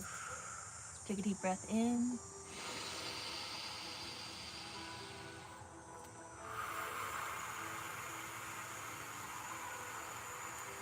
Ooh.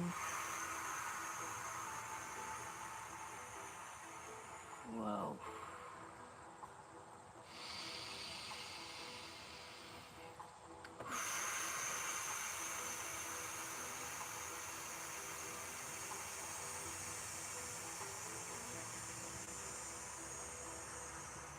Whoa, whoa, whoa. This is very interesting.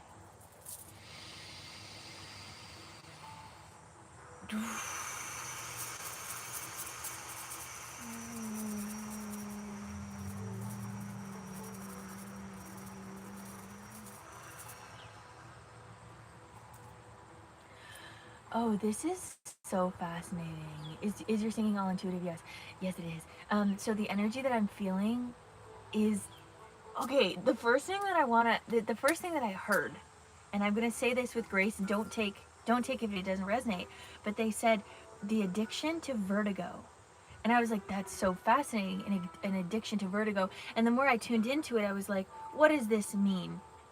And they were like, since your body has been in a constant state of chaos per se for a while now, let's say I'm just going to cap it at like 2 years, but it's been experiencing chaos for a lot longer than that. I mean, your whole life.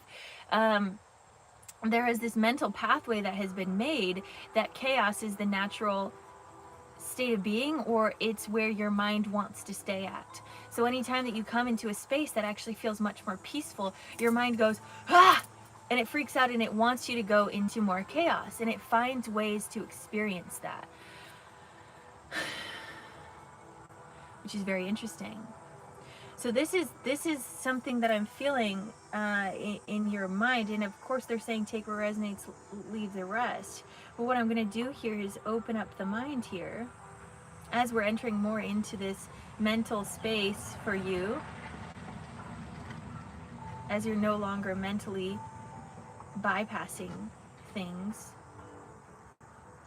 They're wanting to open up this space and notice. So my hands are kind of in your brain grooves, in these spaces that enjoy chaos. And I'm going to kind of open these up, creating clear pathways for peace, creating clear pathways for stability.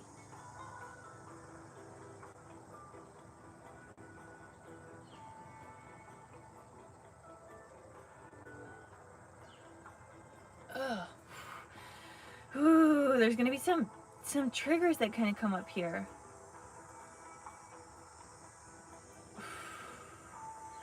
We also have to respect this journey. That everything that has happened in your life has happened for a reason, has come up to this point for a reason, for you to truly learn how to overcome the addiction to chaos.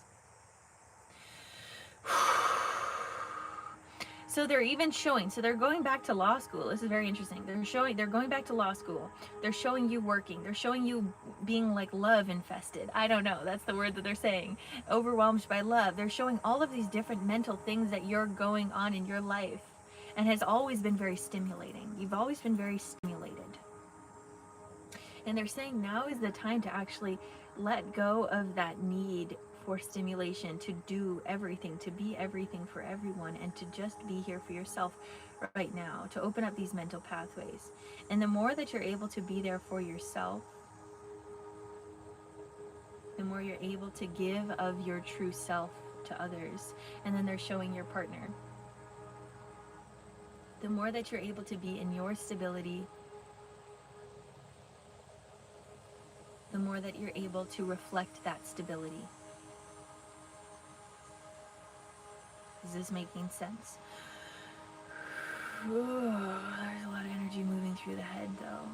I want you to give yourself a lot of grace right now. You are very powerful. Opening up deeper in the ears. I want you to pull this out of the ears. It is very interesting, isn't it? Okay. And of course, as always, take what resonates. Use your discernment because that's important for you as a healer.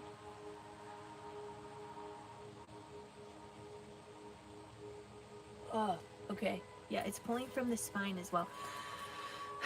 So there's energy that has been stored in the spine. Oh, okay. Kind of like a snake energy going up the spine. There's energy being stored up through the spine. That's coming up. And it's moving through. Okay. There's some movement here. Ah, ah. So it's going up through the back of the head and going through the brain grooves. And we're pulling out what doesn't serve self.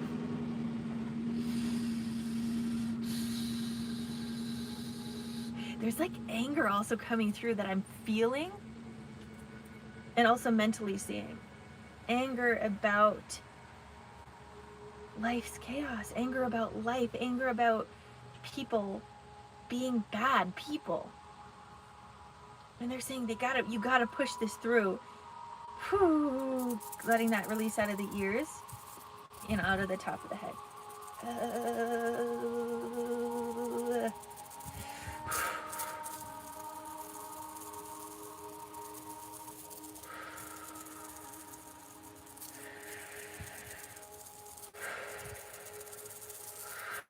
Oh. There's also energy moving out of the back of your eyes, going out through your eyes.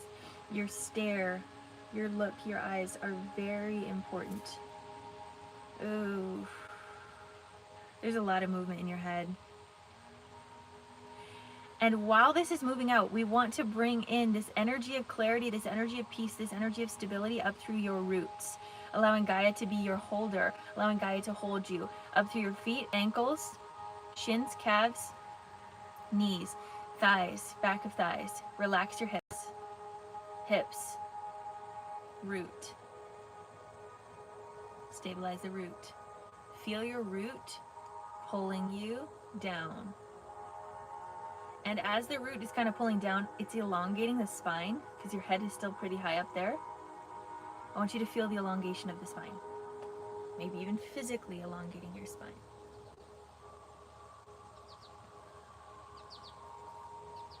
Feel the release and the movement of energy, any stagnancy that is in the spine. Let it move.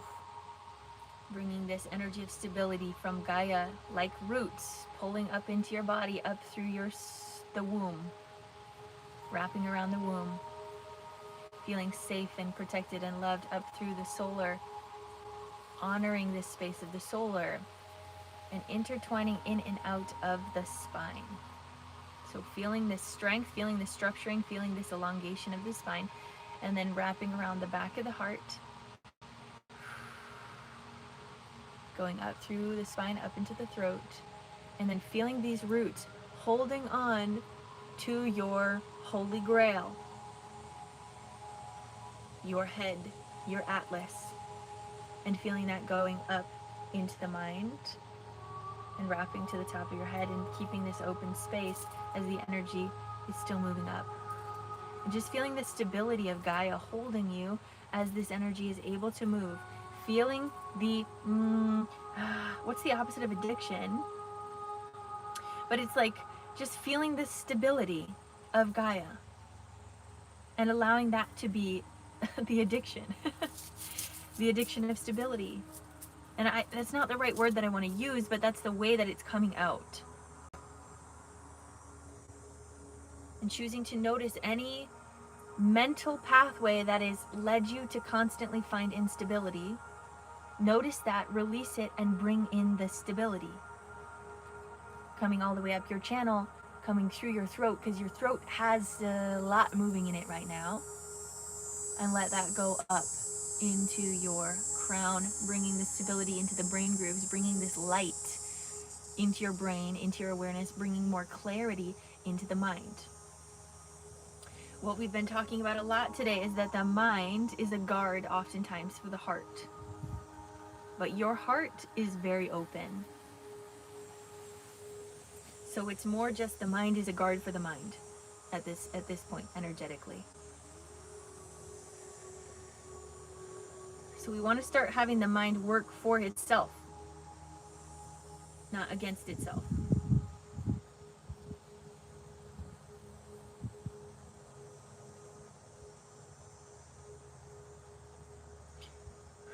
And they're showing me money symbols in the mind.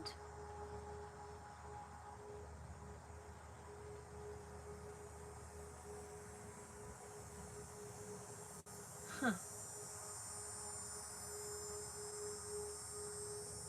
I don't really know why. They're saying almost like stop focusing on that. You know your natural state of abundance.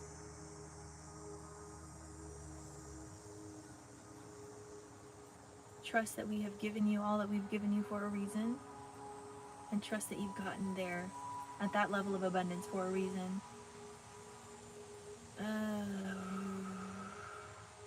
Wow, there's a lot of energy moving out of the head. Good for you, though. Good for you. I almost like seeing kind of like this black gunk coming out of the ears, coming out of the mind. So again, letting some of this stuff go. And it's going to take a while for this to move through the mind. But trust that you can do it, and trust your connection with stability. The more that you feel stable within yourself, the easier it's going to be to let some of this old energy flow, bringing in more clarity into the mind, the body, and the soul. So I'm going to open up this channel just a bit more here in the crown, in the third eye. Because who am I if I'm not bringing in the bank? Oh my gosh. I want to like cry. Jody, you are so much more than that. Holy crap.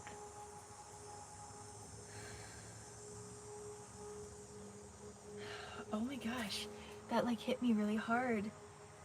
To think of yourself that way.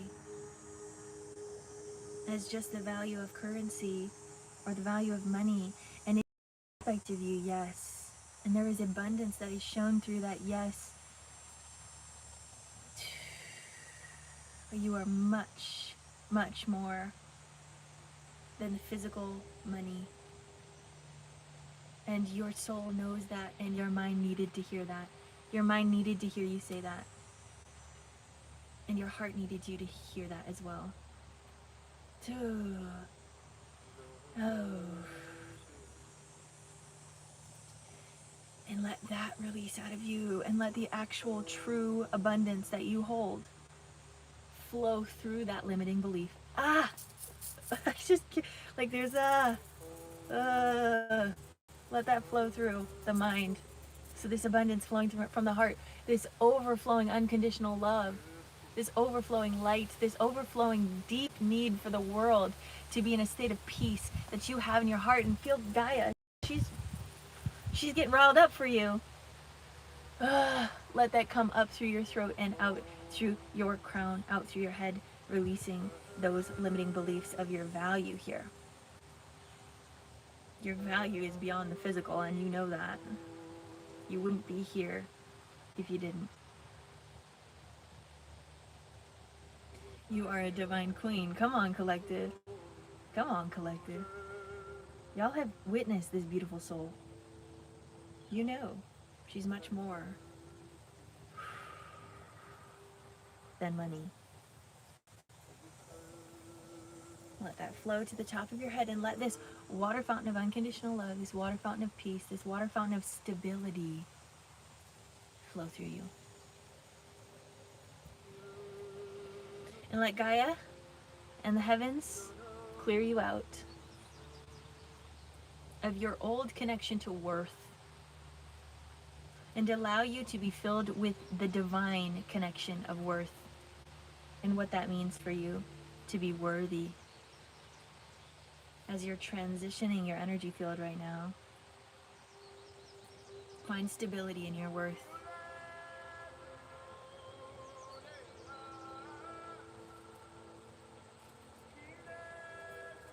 Wow. I'm going to turn this up real quick. I'm going to do some light codes for you, love.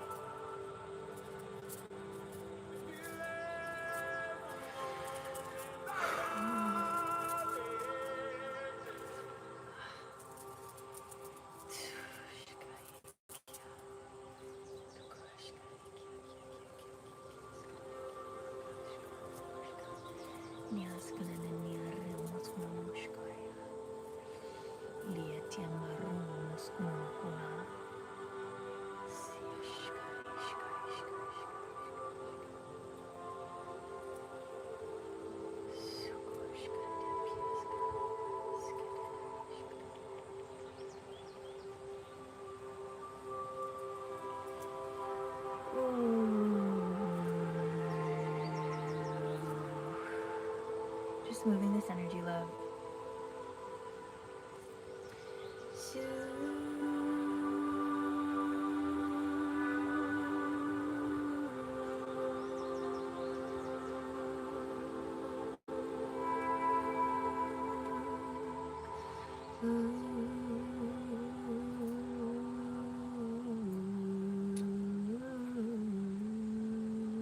You're so much more. You're so much more than that. This is Uno by Aware. Wow. There's nothing that I can say because your soul already knows it, and you know that. You needed to hear that. That needed to clear out. We're going to close out here soon, but I want to just give you a little mental massage here. I feel for you deeply. My heart pours for you. Beautiful. Saitia maramos kononokoa. Skaish kononokoa ramakai. Let your soul remember. Down through the hips, thighs, back of thighs, knees, back of knees, shins, calves, ankles, and feet down into the earth, grounding in with your roots. Grounding all the way down. Feel Gaia holding on to you. Feel the addiction to stability. Is that, I don't know what's the other way to say it. If we're going to counterbalance our addiction to chaos, let's counterbalance with addiction of stability. And then slowly, once those are both balanced, let go of even addiction at all. Just in this space of peace and balance and love.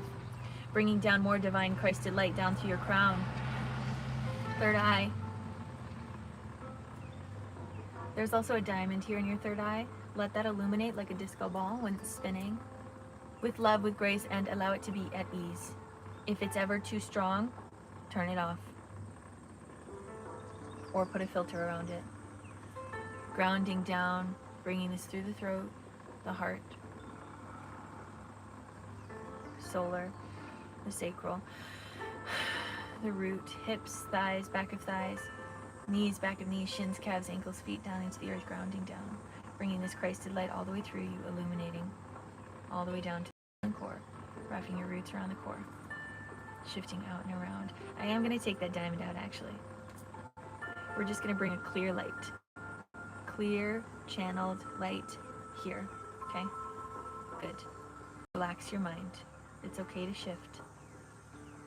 Bringing this energy and this light back up to your roots, feet, ankles, shins, calves, knees, thighs, hips, root, sacral, solar, heart,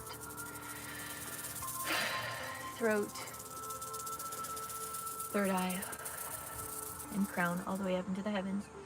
Allowing this to be your truth if it feels good to you, and bringing this energy all the way back down and around you. And they're also showing me a dove and a rainbow, promising you will find stability. Trust that. Okay, beautiful. Oh, releasing any last energy that doesn't serve you, letting it go, letting it flow, letting it go, letting it flow, letting it go, letting it flow.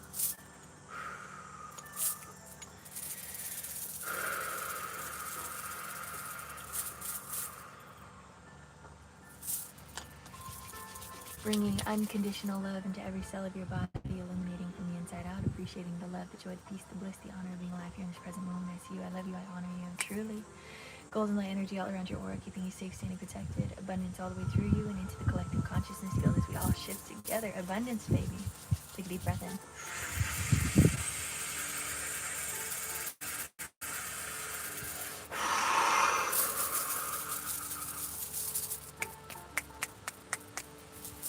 Your energy is yours. My energy is mine. Aww. And so it is. And so it is. Oh, I love you, sweet soul. It's always a gift and a blessing to work with you. And also, Jody, I don't know if I should say this, but I will. If you didn't have any money, I would not care. I would love you just the same as everyone else in this collective. I don't know, I felt like I needed to say that. Okay, Jessica up next. Jessica up next. Give me a second. I gotta grab my phone charger that's up here, so watch out, world. Thank you for all of the beautiful sessions today. It's been lovely.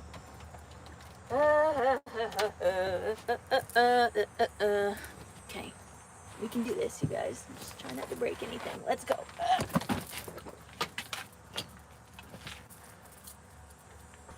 I love you guys. I love loving. That's my truth. I love loving. I love loving. It's such a good feeling, isn't it? To love deeply. Intuitive, yeah. Okay, last one today. We're doing Jessica. We're gonna be doing an intuitive session. As always, the last one, it takes me a little extra to just get myself together. Intuitive. Cheers to the coffee drinkers. And if you're not a coffee drinker, get on the train. That's what I am. No, I'm just kidding. Do your thing. I know some people really don't like it. But it is a medicine. 11:11.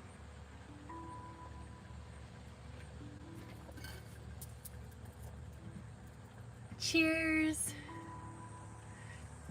Ooh, so much light coming through, you guys. I love that. It was meant to be. It was meant to be. I want to ask, how has everyone been enjoying me doing these collectives outside? I know I asked that last time, but it's been lovely for me. I'm very excited for fall. I'm curious as to how it's going to be, because when I did the lives when I was in the park, I had to be in the van. So I'm wondering if there's going to be spaces where I'm going to be able to be open like this. And it just being chill. I think that's my purpose, though, is to like make these types of things normal and like not care what people think. So yeah, there was one time that I saw someone meditating in the park and I was so inspired. I was like, that's the shit I'm about to do. That's the shit I'm about to do. Nature sounds are lovely. Yay. It really suits your vibe. Yay. It is my vibe. Gaia is my vibe. I love her. I love you, Gaia. Anyways, sorry. Much better. I think so too. And imagine, because I'm still just like in my parking lot, even though it's like I still have to use my Starlink, which I think is good that I'm still having to use it. But it's just better not being in that room, not being in my parents' house. Okay, anyways, let's go on. I'm gonna be going in probably like 2 weeks, and I still haven't made any GD videos about it. Oh my gosh, wait, real quick, you guys. I added a little cherub to my van, and I love it so much. I like glued it onto the van because it's like just my little cherub protection. And I have like my little crystal grid set up in my like cup holders. I have all my crystals in there. So literally anywhere that I'm driving, we got angels, we got grid work going on, we got everything automatically tuning in. Like, I'm gonna be driving and just doing grid work all the time, and I'm so excited about it, you guys. Okay, anyways, let's get into it. I know, I'll have to send you guys, or I'll have to post a picture of the cherub, because it's literally like little me. It's me, and I love it so much. Okay, let's get into it.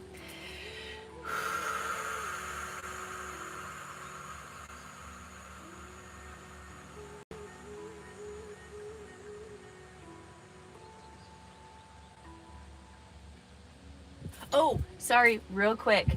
So something I actually am really excited about for the van that I had decided like yesterday was I want everyone that sees my van that's like, you know, a family member or someone that I'm visiting to sign their name on one of the doors in Sharpie. And I think it's going to be so fun because then it's like everyone's intentions, everyone's love also gets to be put into the van anywhere that we go. It's literally a Lydia tour. I'm sorry. It's a Gridwork World tour. It's going to be so good. It's going to be so good. Okay, sorry. Let me get into it.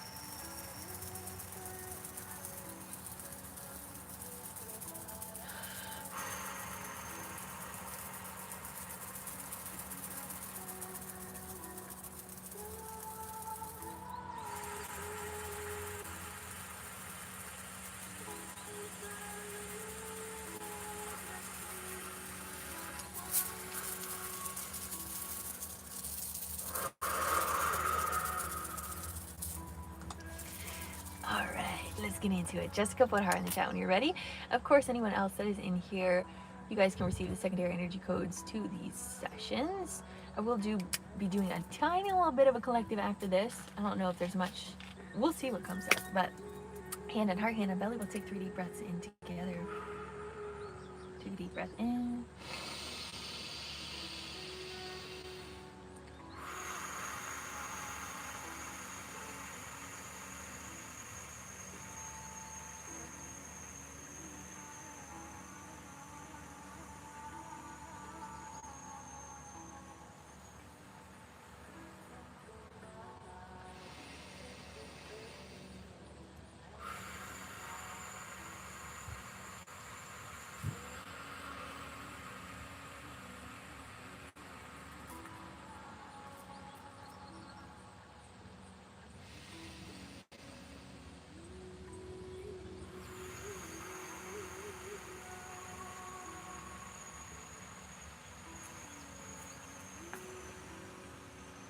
Ooh. So they were just saying like a general unnodding they want me to do for you. And then at the end I saw cacao. So then they want you to also connect with cacao. The heart opener. It's a deep medicine. I don't know if you've already worked with cacao. Um, and then something with animals because my cat just came by. So there's something about that. And then there was one other thing that they had said. Well, they showed other people dancing. Sheldon, there was something else. What was it? It'll come up in a second. But let me just tune into the channel because they want me to unknot some things for you. So bringing down some more light. Etsy. I'd suggest Etsy. Ceremonial cacao. Connecting with the medicine. It's a deep heart opener. So I'm going to open the top of your mind. Oh, it was the stomach. Then I got this like something in the stomach happened as well. So we'll go down to the stomach and see what's going on. There's like this clenching. So I want you to notice in your stomach at all if you're like kind of clenching or like bracing yourself or holding yourself in a way where you're like kind of, again, bracing yourself. We want to be held, we want to hold ourselves, but we don't want it to be like in a space of kind of like anxiety. So in your body, notice if there's any of that going on. Because I'm feeling a lot of movement in the stomach.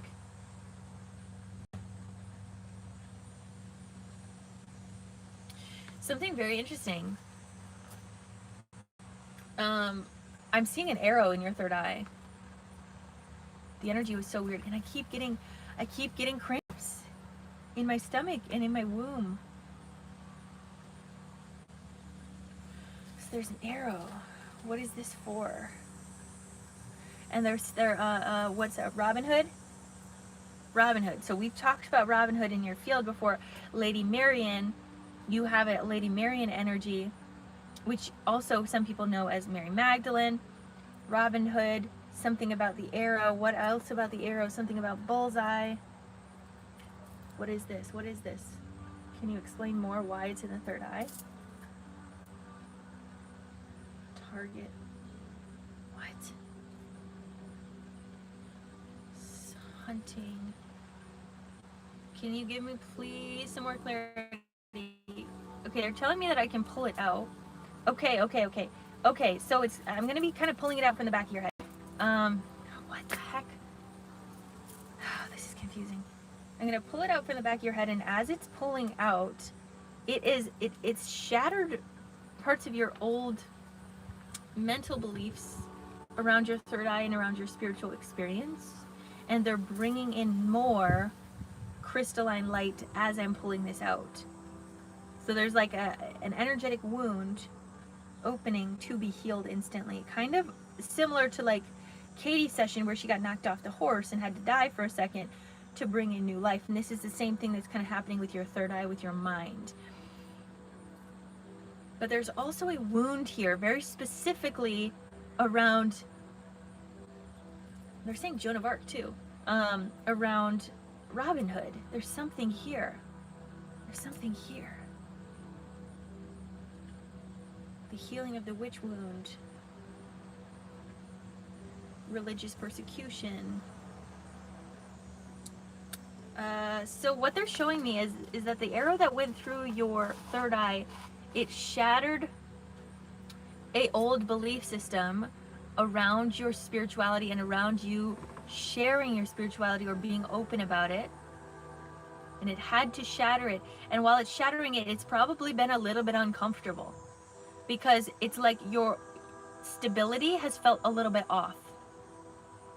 But right now you're creating a new stability as this new light is coming in, and it's forming around your third eye. And it looks like I don't know how to explain it. It looks like a cell that's constantly like moving and evolving. And that's what they're saying. They want it to be more like a cell membrane that is still permeable. Like you're able to bring in more information, but you're also allowed to release old information very quickly. So it's like your mental capacity is accelerating. Your ability to shift your reality, or your ability to shift your old belief systems, are happening much quicker. But at this moment, it also can feel very uncomfortable. There can be an uncomfort in your system, because it can feel like, who am I? What is going on? What is happening? What do I actually believe? What is real to me? What is not real to me?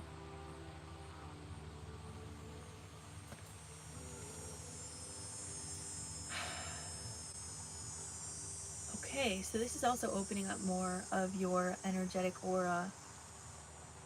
But as this is happening, it can feel very unstabilizing. And then Lady Marian keeps coming in, which is, again, Mary Magdalene's energy.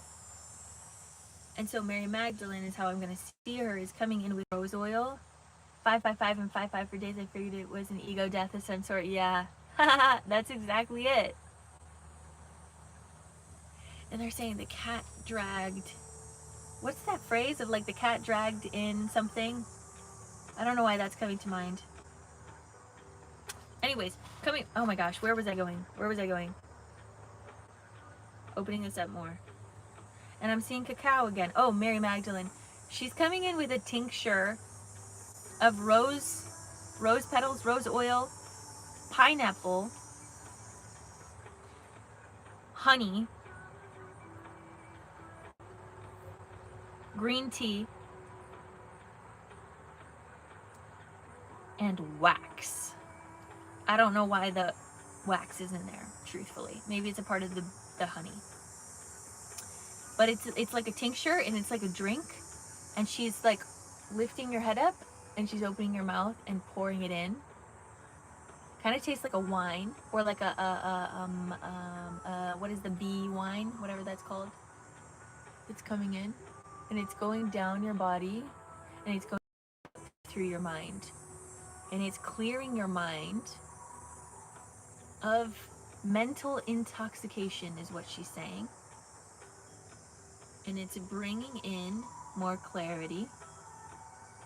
So that's going up, but it's also going down. And as it's going down, the other properties of it is calming down your stomach, telling your body it is safe to relax into this transition, and it is safe to not have to brace yourself. And she's showing the image of free falling, like falling from the clouds, but finding peace in the serenity of falling.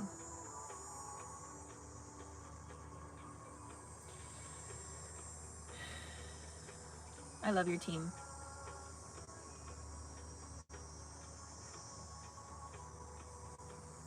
Your channel is clear as it's ever been yesterday. That's awesome. OMG, that makes me so happy.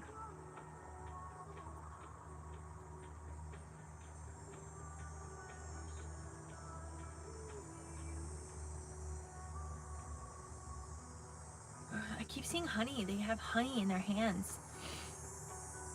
Like I'm seeing, so there's a couple different people here. Mary Magdalene, Isis, Hathor Hecate, a lot of divine feminine beings within you. I'm even seeing Shiva and Shakti, both. Ganesha.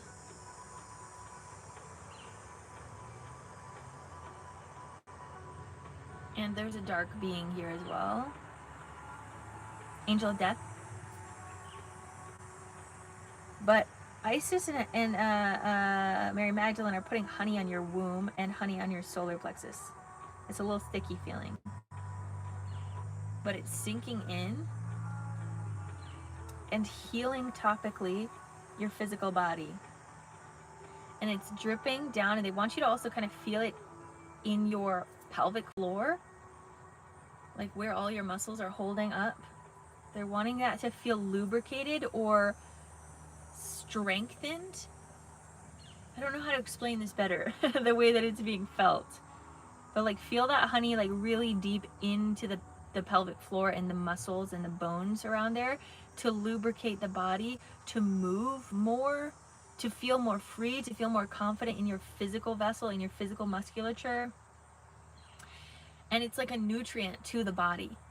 So maybe eat more honey, use honey, because honey keeps coming up. And then often when we're working with honey, also milk comes forward, so milk and honey. And the milk is kind of this conscious awareness or this consciousness that is coming down from the heavens that is able to be supported because of the honey. So then there's more of this fertile milk energy. The words are kind of hard to explain this, but they want you to feel this like fertility and vitality coming down through your channel as it's clearing and as it's feeling supported by the honey. So they're saying this very specifically as like masculine and feminine energies, but they don't want you to get stuck in which is masculine and which is feminine of the honey and the milk. They're saying they just play different parts.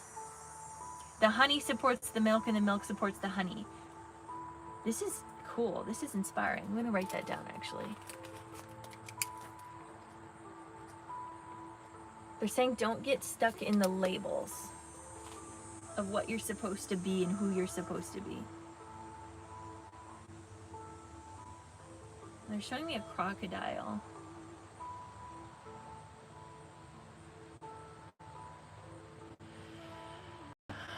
They're also saying don't get lost in yourself, but sometimes you have to. But if you are noticing any parts of yourself that are feeling lost, come back to self, come back to center, find your clarity. Clarity has been a key word here today. Down through crown, third eye, throat, heart, solar, opening up the solar. So as I'm opening up the solar plexus, I am seeing like dark energies wanting to release, like scattering. It's like, get me the heck out of here. So I want you to feel that dark energy coming out. Oh, I'm sending you so much love. Wanting to do a milk and honey bath. Oh yeah, this is definitely your call to do that. And just to be involved in milk and honey in any way possible. even like tea, because they had green tea in that tincture. Tea is detoxing, drinking tea with intention, which is, again, then they're coming back to cacao, drinking things with intention. And cacao is one of those things to help your heart.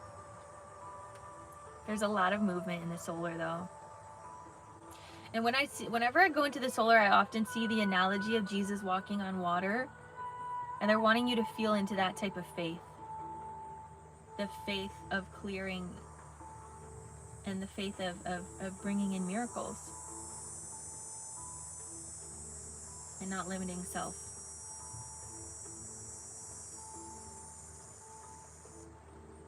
Yeah, there's a lot of movement here that I feel in my body. It's very subtle, but it's like I'm feeling these like bubbles.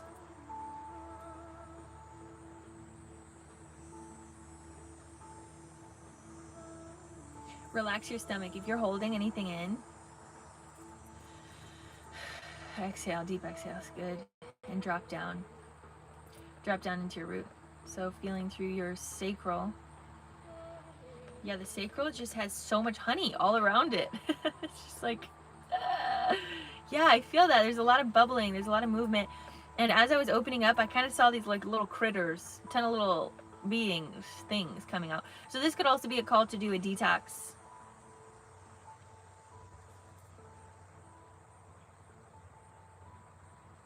Or like drinking celery and cucumber juice is what I'm seeing. But celery juice specifically. I need to drink some celery juice, that's for sure. Going down through to the root and opening this up deeper, relaxing into the root. Maybe taking charcoal, okay. Fasting, I don't know, I just keep seeing celery juice. I keep seeing it, so potentially you could fast, but also at some point drink a good chunk of celery juice. And maybe some cloves. They're saying cloves. Opening up deeper in the root, relax. Drop down into your hips. There's also something about autonomy here that I'm feeling in the root chakra, of like being supported by yourself, doing things where you feel like you are taking charge of your life, and that you're not just someone's other half. This is important. This is something very important for you right now, because there is almost something kind of limiting about being just someone's other half, but taking the steps to go explore on your own. Yeah. I mean, as always, I always see you trying to go near to the river if you can. That will help support your autonomy. And yeah, they really want you to start doing more healings. I mean, your team's been saying things like that for a minute, but they're like, you're a healer, baby. Trust yourself. Dropping into the hips. Thighs, back of thighs. Knees, back of knees. Shins, calves, ankles, feet. And here's the thing. Dropping down into the earth real quick. All the way down to the crystalline core, wrap around, feel that. So the energy of like you having your autonomy and going to the park. Find a routine where you're connecting with nature, where you're connecting with the park. And in those moments of connection with the park or with nature or things like this, imagine you in a healing session.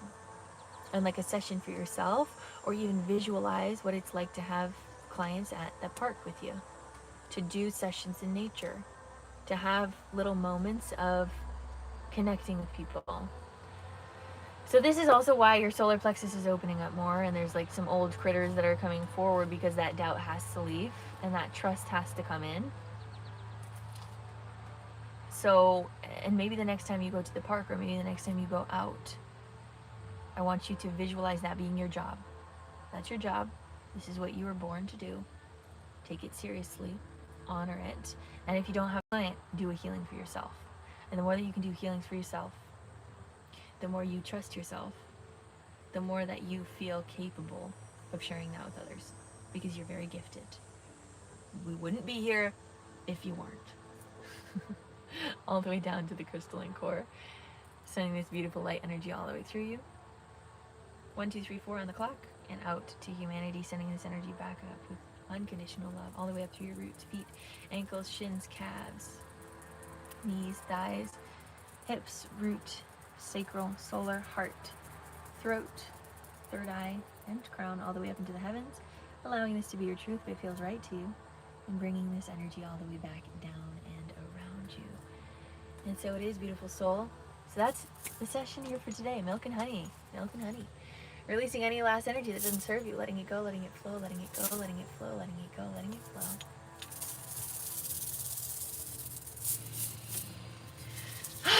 Bringing unconditional love into every cell of your body, illuminating from the inside out, appreciating the love, the joy, the peace, the bliss, the honor of being alive here in this present moment. I see you, I love you, I honor you.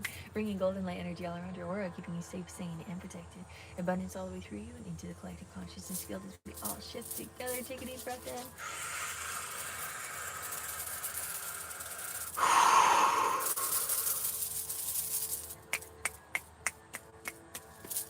Your energy is yours. My energy is mine. And so it is. I love and appreciate you always, beautiful soul. And so it is. Ugh, beautiful. Maybe eat some honey today. That feels right. And if anyone else resonated with that message, feel into what honey is for you as a topical aid and all of that other stuff. But we're coming back into the collective. So hey, y'all, how's it going? How y'all doing? How's it hanging on the other side of the screen, which is literally right here in front of me, because I visualize this screen as a little black hole and you're right there.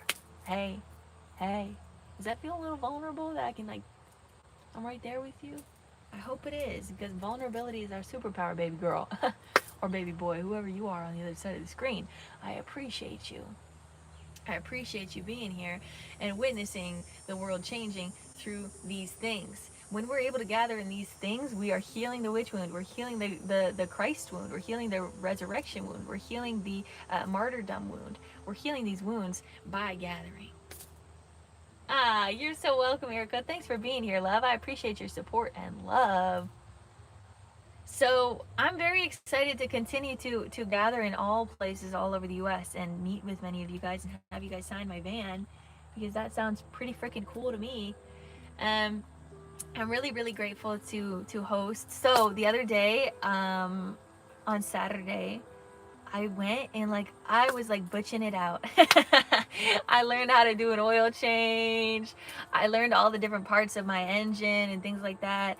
I got a new tire. I went to the junkyard, y'all. If y'all have ever been to a junkyard, I didn't realize the magic of a junkyard. Wait, is that what they're called? Yeah, I think so. I think that's what they're called. Yeah, where they have the old cars. I didn't realize the magic of a junkyard. That is heaven on earth, because what that thing is absolute junk, but it's also absolute treasure. It is the combination of life and death in one specific place. And for a mechanic, that's it's gold. I was walking around there just sending love to each of these cars, but I was these cars love being here. They're grateful that they get to share more of themselves to a next generation of car. There was something so inspiring about it. You're back today. I had no internet. I have to go see your YouTube for Friday. And today, yes, Ramona, used to go for my old car. Oh yes, it can be a treasure chest, right? So and there's so much beauty in that humanness of a junkyard. Thank you. These sunglasses are actually literally part of my personality at this point, because I almost lost them the other day and I had a crisis and I didn't realize that was a whole identity crisis. These sunglasses are genuinely a part of my personality. One day they will pass, or I will lose them, and I will have to find a new personality. But for now, they're definitely here for me. Snooky, that's great. But anyways, went to the junkyard. It was magical. I'm just so happy. Let me see it. Can I show you guys this little? Wait. Can you see it? Let me unplug my phone. I could totally just turn this around, make this easier for everyone, and also just look at it. It's my little cherub. Oh. Why can I not? Okay, I'll send a picture because that's embarrassing. There's my little cherub on the van. I'm very excited about it. What else did I do this weekend? Oh, yeah. So I had this feeling, I had this knowing that my brother was going to ask me to babysit, but I just chose to ignore that intuitive knowing, and I just was like, I'm not going to pack anything because I want to tell him no, like I'm going to go home. And then I go over to his place and he's like, "Hey, can you babysit tomorrow?" And I'm like, oh. And I have no reason to say no. And like I love his kids, but for some reason there was this internal like, no, I want to go home. Tomorrow's my day off. Like, you know what I mean? Like I've been working all week. Like I want a day off too. But then I was like, but no, like I want to be around my nieces and nephews. I love them to death. I have my van here. I literally have clothes here. Like there's no reason for me to say no. Like I have to say yes. So I said yes, of course. And I'm just saying this because, like, this is just my human thing. And I also have a hard time, like, sometimes changing my routine or, like, the structure that I have for a day. Like, if someone tells me to stay the night, it's like I have to take, like, a good, like, full 24 hours to process that I'm not going to be where I'm used to being, which is so funny because I'm going to be doing van life. And so it was one of those like very humbling moments of like, Lydia, you're going to be all over the place and you're not going to know your next location. So just chill out. It's okay. But it was mainly because I didn't have Sheldon with me and I wanted to be near him because he's just my little annoying baby boy. But he has been doing this thing where because we're officially in the van now. And he's been fine up until like 5 a.m., which is when I feed him. Actually 4 a.m. because he's a princess. So I feed him at 4 a.m. and then after that time, then he's just crying for hours and hours. He's like, "Get me outside." So then I just leave him outside. But that's not gonna work when I'm out on the road. So he's got to figure out how to chill the f out. But yeah, that's what I've been doing. Oh, my nieces and nephews are so adorable. So my niece, she's such a Leo. She is such a Leo.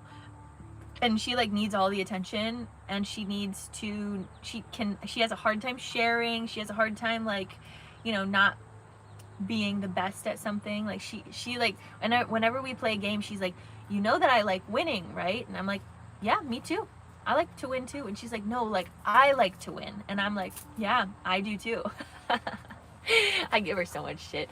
Because I think she needs it. I think kids need to be bullied just a little bit. Anyways, that's my own opinion. But then my nephew, he has cerebral palsy.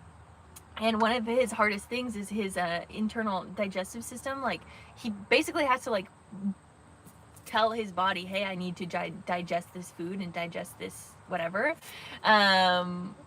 I remember the young Leo in me. Are you Leo too? No, I'm a Cancer Gemini. So I can be a real solid menace, but I can also be very motherly. And anyway, so he has cerebral palsy and he has a really, really, really painful time processing food and digesting food, and he gets really upset and it keeps him up all night. If he has to poop, he's not going to sleep. He's up all night.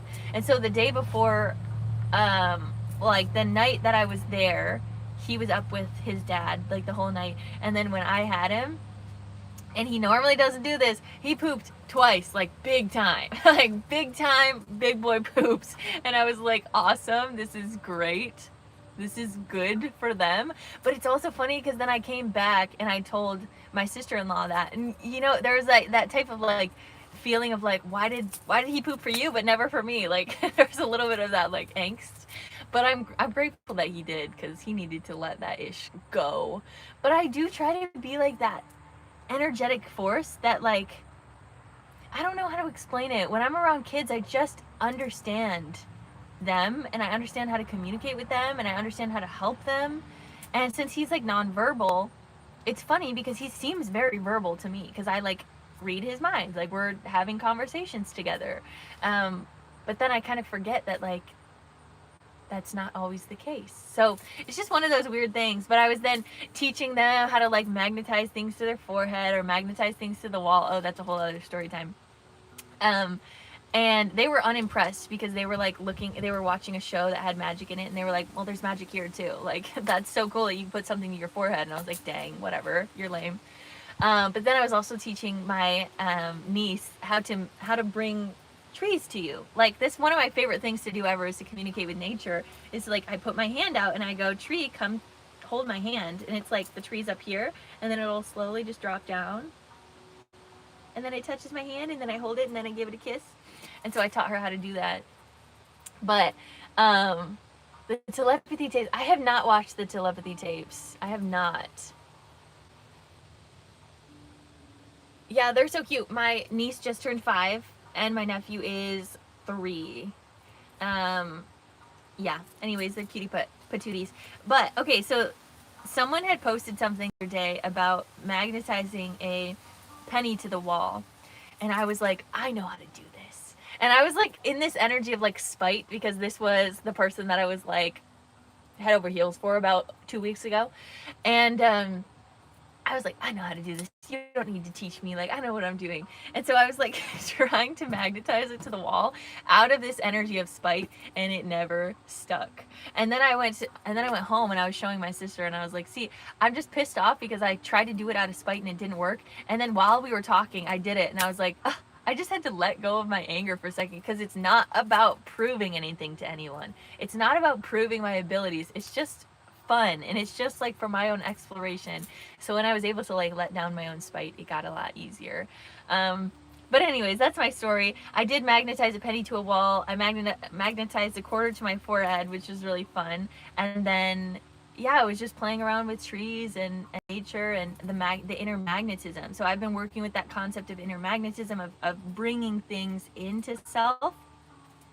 And so when I put a quarter onto my forehead, what I legitimately visualize is that my third eye is a magnet, and it's pulling in.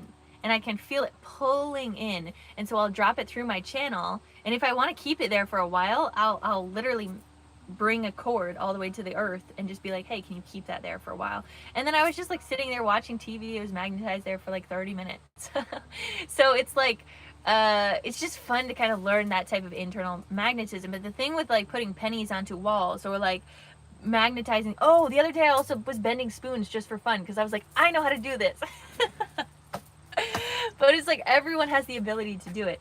But with the pennies on the wall, what I like to visualize is like, if we understand that everything is particles, and these particles are not actually solid, everything is not actually solid, the solidification of something is an illusion, and we can understand that these particles are actually going into one another, like even our fingers, like we're like, I don't know how to explain it. The particles are not really touching, but they are touching, even though it feels like it's touching. Anyways, so what I like to visualize is the energy going through my body, going into my heart, and coming up from the earth and spinning into my heart and going into my hands. And then going from the hands, bringing the penny and the wall into this almost illusion that they're intertwining into each other. Like they're not separate. They become one at a very small layer of electrons. They become one. And then once you feel it is ready, it's kind of like the penny or the coin will tell you when it's ready. Then I like step away and I'm like, OMG, it's there. You should definitely try it. The other thing with like bending spoons and stuff is it's all about tuning into the actual object itself and being like, okay, you are me and I am you, but let's communicate in this moment. So I like to like hold the spoon, and then again, it's that bringing the energy in, bringing the intention in to the hand, and feeling the energy of melting, feeling the energy of softening. This is what we were talking about the other day, softening and softening the world. And so when we learn how to soften these things in front of us, it's much easier for us to learn how to soften the world. Anyways, so holding the cord, or holding the spoon, at some point the spoon will kind of tell you, I'm ready. And you have to be in tune with yourself enough to listen to that. Because if you try to do it too early, you won't be able to bend it. But until that time is right, that you're in that state of focus and it says, I'm ready, then you slowly bend it and you'll feel it. It literally feels like it's melted for you, or it's softened just for you in that moment. And you can feel kind of the electrons just slowly getting softer. So that's something that's very fascinating. Yeah, and I suggest you guys try it out. I'd love to get a tree to touch my hand. So, okay, for those things, literally all it is the intention of come to me. Like, come touch my hand. And it will. I'm telling you, it will. Just hold the intention for it. And Gaia wants to meet you where you're at. Gaia wants to connect with you. So that's always fun. That was one of the first things that I had ever discovered within myself, that I was able to like show others, like back in the day when I started using my psychic abilities. I was like, look I get the trees to dance and I get the flowers to dance. But now I'm kind of coming back to those fun things of like psi abilities, because I went to the psi games and saw all of these other people doing it, and I was like, I know how to do this. I know in my body. And this is why I'm sharing it with you guys, because all of us know how to do this. Because if we're doing the energetic work that we're doing here spiritually, mentally, we can very much do it physically. So starting with small things to learn how to physically mend energy, to move energy, it's going to help you physically see your abilities, and it's going to help you start to do more miraculous things on a daily basis, which I think is really awesome, and I think is what the world needs. So I think that's all I have today. It was kind of a bit of a ranty rant at the end there, but I hope that whoever was needing to hear that heard that, and those are my small tips. So go practice bending spoons, sticking things to your forehead, sticking things to the walls, and watch out world, because I know that the kids of this younger generation already naturally know how to do these things. It's just that we're catching up. Okay, so very excited for the future of humanity, very excited for our psychic abilities deeply coming online. And you might even see within your friend groups or within people in your life, people in your family, that might start to be appreciative of your psychic abilities. Like even yesterday, I was able to communicate with my sister-in-law, like someone had passed that she was close to, and I was like, hey, if you ever need a medium, if you ever need someone to communicate, I would be willing to do that, because that seems like something that your friend might need, because her husband passed away at a very young age. And so I'm like, if that's ever something you want, like, you let me know. And she was like, oh gee, yeah, actually, like that would be really cool. I would have never expected her to say that, but I also had the confidence to be like, hey, I'm confident enough in my gifts and abilities to say that this is something that I'm willing to do. And that's the thing that is most important, is what is the confidence that you're outputting? What is the confidence you're outputting? Because the people around you are going to feel that, and they're going to reflect it back to you. So now I'm at this level, because I've been doing this for a minute, to be confident enough to say, I'd be willing to do this, even though I know that you think that that's pocus. But I'm still going to be confident in my abilities to speak this forward. Anyway, so that's what I have today. Thank you to everyone that's been here. I truly do appreciate you. Is there anything else I want to say? Nope. Drink lots of water. Have a good day. Stretch your body. Make sure you're taking care of you. Maybe taking a nice spiritual bath or a spiritual shower can be good. Find your center. Enjoy your body. It's a beautiful time to be alive. So that's what I have for today. We're going to bring in some more light down to your crown, third eye, throat, heart, solar, sacral, root, hips, thighs, back of thighs, knees, back of knees, shins, calves, ankles, feet, down into the earth, grounding down all the way in, all the way down to the crystalline core, wrapping your roots around the core, sending this energy out and around, bringing this energy back up through you, up to your roots. And something else that's coming in is take responsibility of your energy and your power. Because many of us are almost not taking responsibility of our giftedness. That's very important. You've been given the gift for a reason. Take responsibility for it. Okay, bringing this energy up through your feet, ankles, shins, calves, knees, thighs, hips, root, sacral, solar, heart, throat, third eye, and crown, all the way up into the heavens, allowing this to be your truth if it feels right to you, and bringing this energy all the way back down and around you. And so it is, collective. Well, wait, let me release, let it go, let it flow. Thanks for being here. Thanks for loving. Thanks for being yourself. Unconditional love into every cell of your body, illuminating from the inside out. Golden light energy all around your aura, keeping you safe, sane, and protected. Abundance all the way through you, shifting through the collective consciousness field. Take a deep breath in.